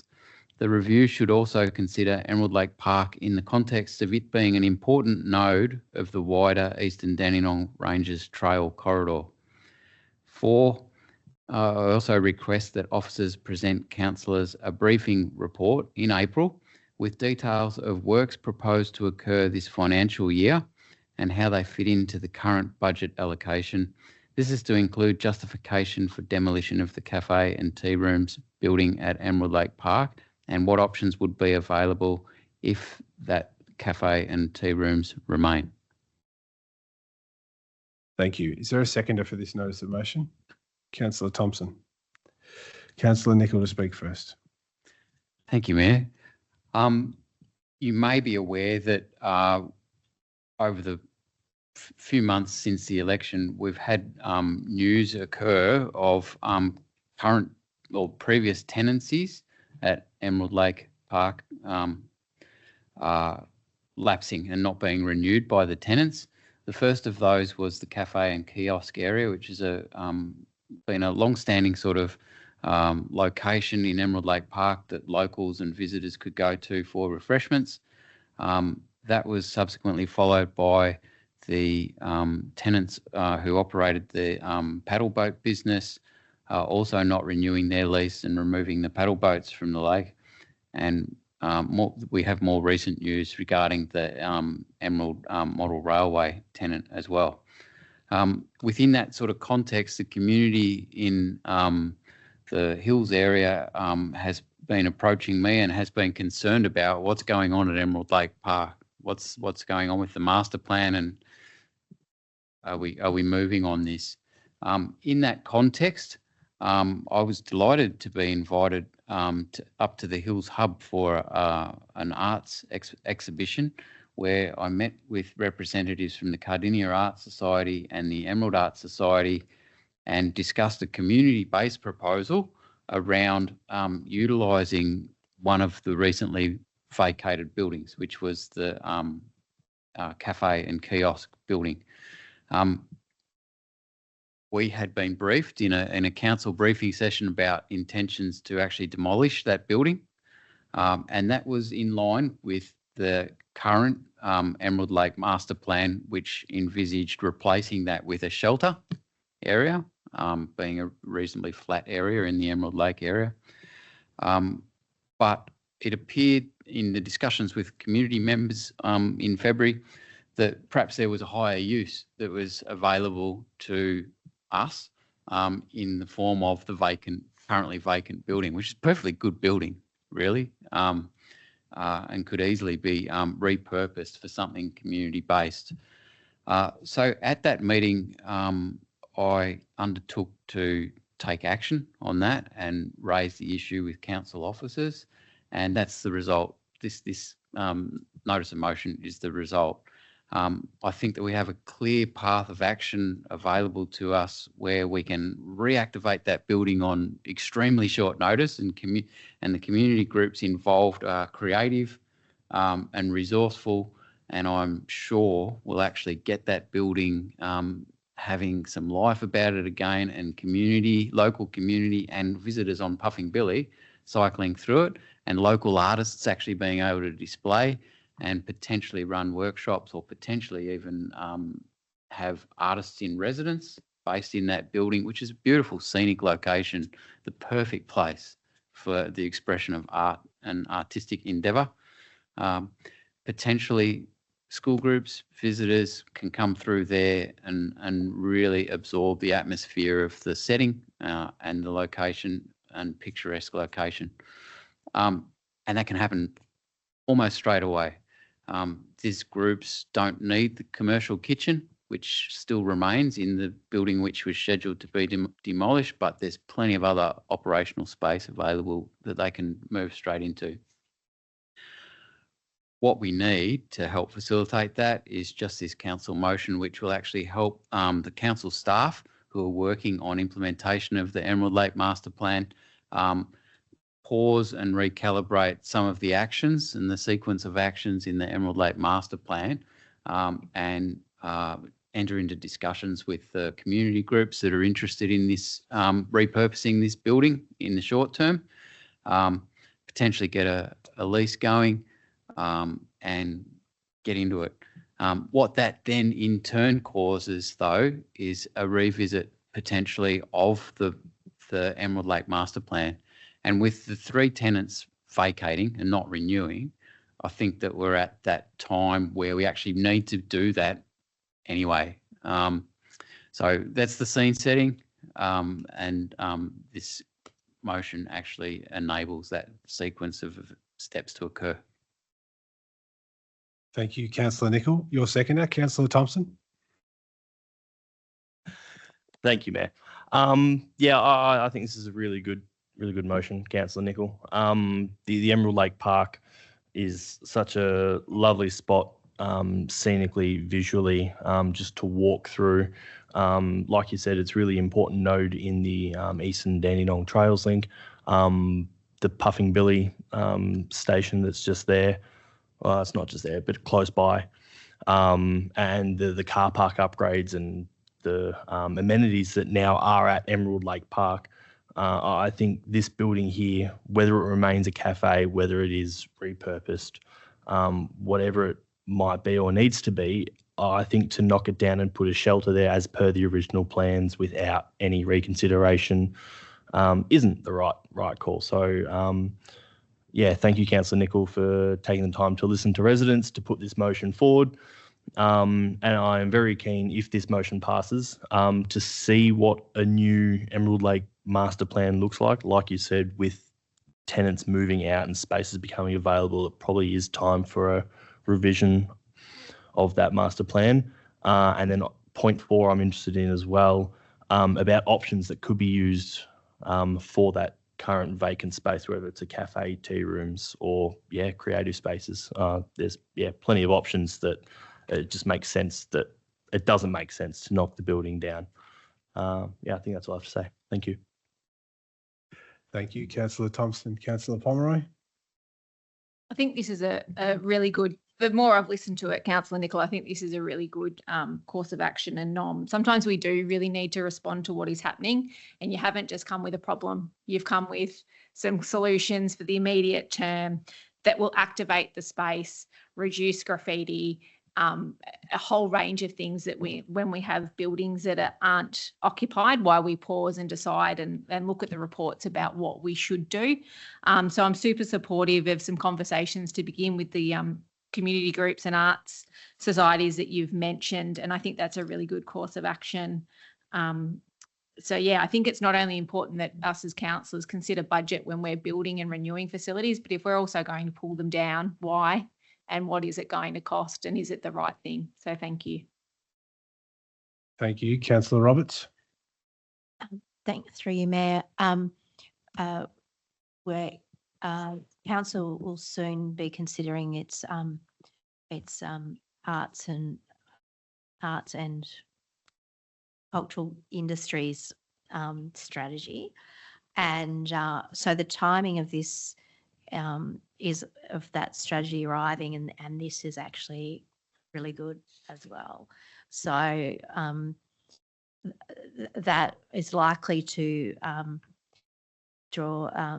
that strategy is likely to particularly highlight the quite young building, the Hills Hub as part of the arts spoke of locations where arts activities occur. But there's one thing about this location in the park is the visitation through Puffing Billy. People come from like or we know all over the world to ride on that, ride on puffing, and for some of them, they just get off at the end of the line and they get back on again, and they've got their hour and a half or whatever their ticket might allow them to be in that park and try and do everything they can in the park. So there's a real opportunity there that we don't want to throw away by demolishing a building before it's time, and then turn around and say, oh yeah, that building would have been great for that, and now we haven't taken, we missed that.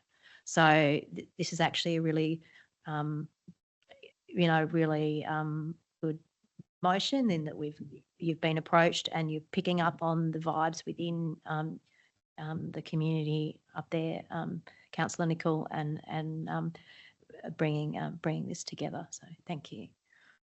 Thank you. Are there any other speakers? Councillor Payton. Thank you all the councillors for their comments on this, and especially to Councillor Nicol for bringing the notion of modus. Did I say that properly? Notice of motion. You said notion of modus, which is good for a late night. I'm happy with that. It is, and I haven't even had a drink yet. This notice of motion to our attention, and I think that it's really wise in the way that you've put together the motion, and as Councillor Pomeroy said, actually come up with solutions and recommendations that we as a council can work with and recommend back to the officers.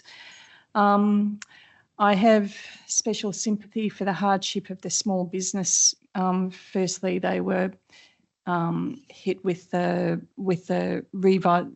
new construction within Emerald Lake Park of the new cafe, which seemed to, prior to that, I think the businesses were doing pretty well. But as Councillor Roberts said, a lot of the people that get off the train with this new cafe now, some of them don't even walk through the park. They just go and have lunch at the centre and get back on the train, which I think is a real shame for them and a shame for the park and the rest of the tourism. So they were hit with that, and then they were hit with COVID-19 closures, and they've had a really tough time.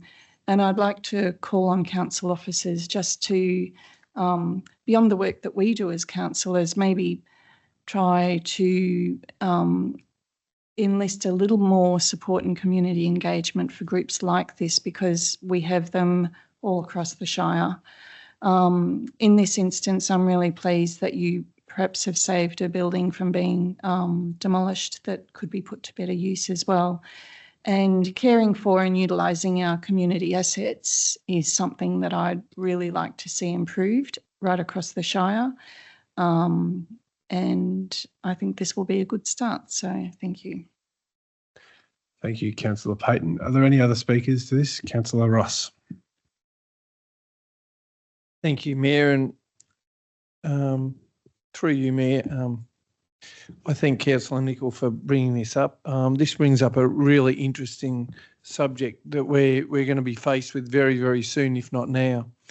In the past, council have been able to have the money to demolish buildings and build new ones, quite often because it was a bit cheaper. With lack of funds in future, we just won't be able to do so much work anymore as what we used to be able to do in building new ones, new buildings to replace old. This brings up the timely issue of what do we do with the old buildings if we can't replace them. It's probably time that we started looking at the different options for the buildings before we demolish them, as we won't be able to replace them with new ones. And in doing so, that opens up the doorway to looking at master plans and the like, with the new options of facilities being around today, and not-for-profit groups maybe being able to use them or use them for different festivals or different uses while we decide on what we do with the building. These buildings are quite often still good buildings. Okay, they mightn't be without work around in 20 or 30 years' time, but in the meantime, we can use them and utilise them in such a way for the times of today. I think a master plan revision would be a timely document with things changing at the moment, and we can have a look to see what we do in these areas. As it was pointed out, things have changed within the park. At first, people thought bringing people to the new train station there and the whole lot would bring more people to the area. Yes, it does. They built a really big cafe up there. So unfortunately, a lot of people use the new one. They don't use the old one. So for those people who have their business there, they didn't foresee that probably coming, but that's what people do. So we need to probably look at what we utilise these areas for. As it was pointed out by Councillor Nicol, there are different groups up there who, in particularly in the arts area, who are looking for spaces, and we've got festivals up there which are really big festivals, and we can utilise this beautiful area and precinct to be used in a different way than we've used it in the past. So I think, just stopping the demolition, looking at these different options to see what might be a council available to do. So anyway, I support this. I think it's a really good initiative that we consider, and considering the community have come to Councillor Nicol to discuss with him some of the options that might be possible, and he's taken action here that hopefully the council will support to look at what the options may be, so he can get back and see there might be something come out of that we never saw. Anyway, I urge my fellow councillors to, and I thank them for all their opinions on this. Thank you. Thanks, Councillor Ross. Councillor Nicol, to sum up, please. Thank you for everyone who's spoken in favour of the motion. I'd just like to reiterate that I did feel the need to move quickly with this before we went too far down a road where there were still alternatives available. And I'd just like to emphasise as well that rather than being sort of my idea, that the community has come forward with this idea. So, and very, very importantly to me, which really sort of pricked my ears up straight away, is it's a community collaboration that's actually come forward. So this is Cardinia Arts Society, as well as Emerald Arts Society, as well as Hills Photographic Society. In addition to that, I quickly followed up and spoke with the Friends of Emerald Lake Park as well, and ran the proposal past them. And they also have a long-standing requirement for space. They often facilitate schools groups and planting days and do workshops as well, and were eyeing off that area as well. So potentially in the context of multiple buildings now becoming vacant, this concept of just doing that pause and reflect on the master plan. I don't think it needs to be a full rewrite. It's not a new master plan. There's a lot of engagement groundwork gone into that master plan already. It's more a pause and just integrate the new circumstances into where things are going. Be a bit agile and go where the community energy is. Go where the community demand is now, and good things will come out of it. And it is next to one of the state's biggest attractions, and they are making noises about activating and supporting community more widely. And good things will come from this. So thank you all for your support, and I trust that this will pass. Thank you. All right, we'll put notice of motion 1112 up for a vote. All those in favour? Against? Declare that carried. Last notice of motion 1113. Councillor Nicol, can you move your notice of motion, please? Thank you, Mayor. I'd move that council officers undertake a review of existing rural vacant lots that are below the minimum lot size specified in each zone and/or overlays within Cardinia's 3 green wedge areas, and that a report, including a map-based view and a list of property details such as land size, overlays, etc., is to be presented to the council within 3 months. Thank you. Is there a seconder for that notice of motion? Councillor Payton. Councillor Nicol to speak first. Thank you. I feel like I should do a bit of a Bob Catter and change tone, like, a bit like when okay. Because this is motivated from a different place to the previous item. Since this new council has commenced, a significant proportion of the planning decisions that have come to council for decision actually have to do with rural land in the green wedges, where landowners are progressing with their dreams to re-establish themselves in rural living, potentially rural small business that they might augment off-farm income with. And they're running into the constraints of the planning scheme and our current interpretation of that scheme and its application in the green wedge areas. Through this process and through several council briefings, I have asked, how many more of these are there yet to come? How big is the issue here? Is this going to be an ongoing issue? I am vaguely aware that I believe that the lot sizes spread across our 3 green wedges vary greatly, and many of them are not compatible with modern, large-scale, intensive, mechanised agriculture, and may be hard to actually earn a full-time living off.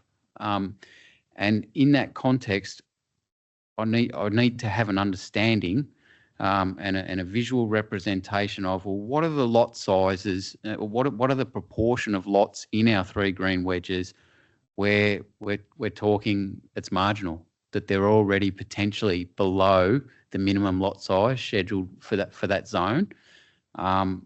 And so we get a clearer picture as a council as we start planning and working on green wedge management plans and thinking about the future of agriculture in our Shire. I believe the problem is large. I will be very happy to find that it is not potentially large, but at the moment I don't have clear line of sight of that, and I believe we as a council should have that broad line of sight and it should be informing our thinking. So what I'm asking for is a report to come back to us in council, and we can then meet as a group and consider what to do with what that information tells us or doesn't tell us. Thank you. Councillor Payton. Thank you, Mayor. And thank you, Councillor Nicol, for bringing this notice of motion to our attention. I fully support this motion in that there are a lot of council resources currently being used in town planning when applications come forward to try and put them through this hazy sort of grid of rules against what the public are expecting to have in their permits passed. And I think that we're all, a number of us are calling for a review of strategy and a review of just to have a land capability study done in our green wedge areas. And I think sizing up the problem and doing a bit of a scan is always one of the first things that you do when you're looking at strategy. So let's get this done. Let's size the problem and then work out what's the way forward for us. Stitch in time saves 9, I think, in this. So thank you for putting it forward, and I support your motion. Yeah, thank you, Councillor Payton. Yeah, I'm going to support this notice of motion as well, but only just. I think the intent is great. But the burden is potentially heavy, and not so much the cost, but inevitably the time it will take and the things that will slow down. But far more interesting, and I think Councillor Payton alluded to it then, is what we do next. Once we do this report, which we need to do, so that's fine. We can debate it if we want, but we do need this piece of information. It's what we do from there. I assume that what we do from there, we will be very limited in what we can do. But I'm happy to go through the process of supporting you to get the report. I think there'll be some state constraints that we won't be able to control. I think we can let people know, I guess, the information and the conundrum they find themselves in, so we can be more proactive in that sense. So there'll be some positives that come from it, but I don't think it's going to radically change many things from there. But that's okay. We have a sort of a precedent in this council of if a colleague asks for a report, we generally support them to do that. So I'm happy to support you on this, Councillor Nicol. Are there any other speakers for this one? Councillor Roberts? Yeah, I support Councillor Nicol's motion with this one. Going back to my years ago when I was working as a researcher for a strategic planner, the land use planner, we started at that level with everything that we did in terms of looking at the existing land use and the blocks, and I'd have to literally colour in blocks on big physical maps to work it out. So I assume the technology's moved on from that, and we should be able to, hopefully the officers can do it a little bit quicker than that, because it can just give you a better picture of where we're at, even though there are, it is green, the state constraints are there, but I just think it just gives us a better better feel for where we're at and how we can advocate back to the state for more nuanced approaches to how the green wedges might be managed, going forward. Thank you. Any other speakers to this one? Councillor Ross? I just think information on this issue will give us an empowerment with a factual report that we can go forward and know exactly what the issue is and how we can potentially go forward some options around that. If we don't know what it really is, we're talking about something we've got no idea what the size is. We might discover some things out of it that we aren't aware of now.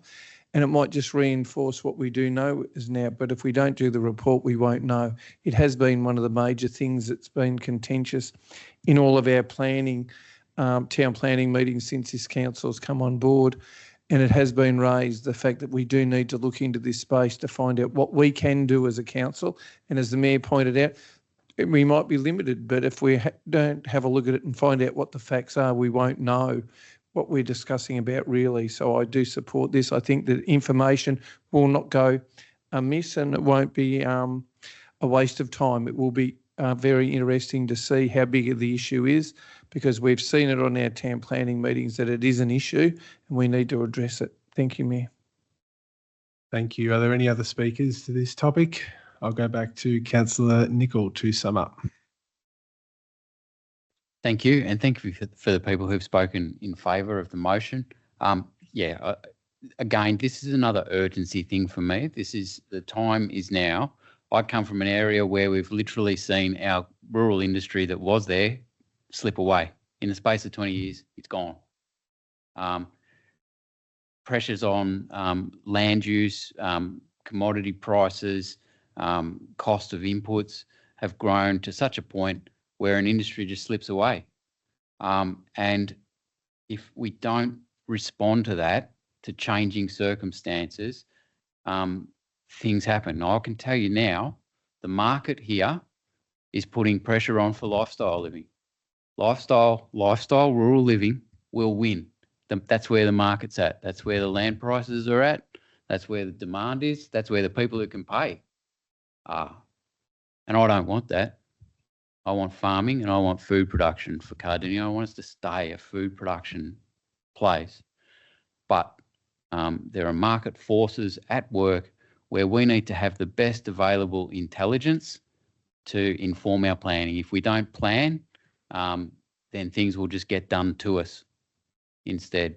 And I also critically, I have felt very deeply for some of the applicants who we've seen who have been affected by the decisions we've needed to make, and the time, effort and money that they have put into their applications, receiving advice that has ended up contrary to state and local government policy is heartbreaking to see. So the sooner we can start getting on top of this, and that this is just the start. One of these focus points is these block sizes that are going to be marginal from the get-go, that are going to have question marks over them from the get-go. Let's have a look at them. Let's understand what percentage of our rural lots these are, and just get a size of the size, an idea of the size of the problem. And I agree with you, Mayor, that what we do with that will be an open question at this point, but at least we might have some better intelligence. Absolutely. No, thank you, Councillor Nicol, for your notice of motion. We're now going to put it to a vote. Notice of motion 1113. All those in favour? Against? Declare that carried unanimously. There's no items of urgent business. So we'll go next into councillor questions. Councillor Potter has submitted 2 questions. They're going to be read out by yourself, Councillor Potter, and they're going to be answered by Peter Benezic. So I'll get you to start on your first question, please. Thank you, Mayor. Question 1. Can the responsible General Manager please provide advice with regard to the width of the northern part of Starling Road, Officer, which is currently being upgraded? There are concerns that the road will be too narrow for trucks to be able to safely use this road. Can the General Manager provide details in relation to the intended precinct structure plan design, how the current road has been constructed, its suitability for traffic use, and what Council is planning in relation to the width of the road? Thank you.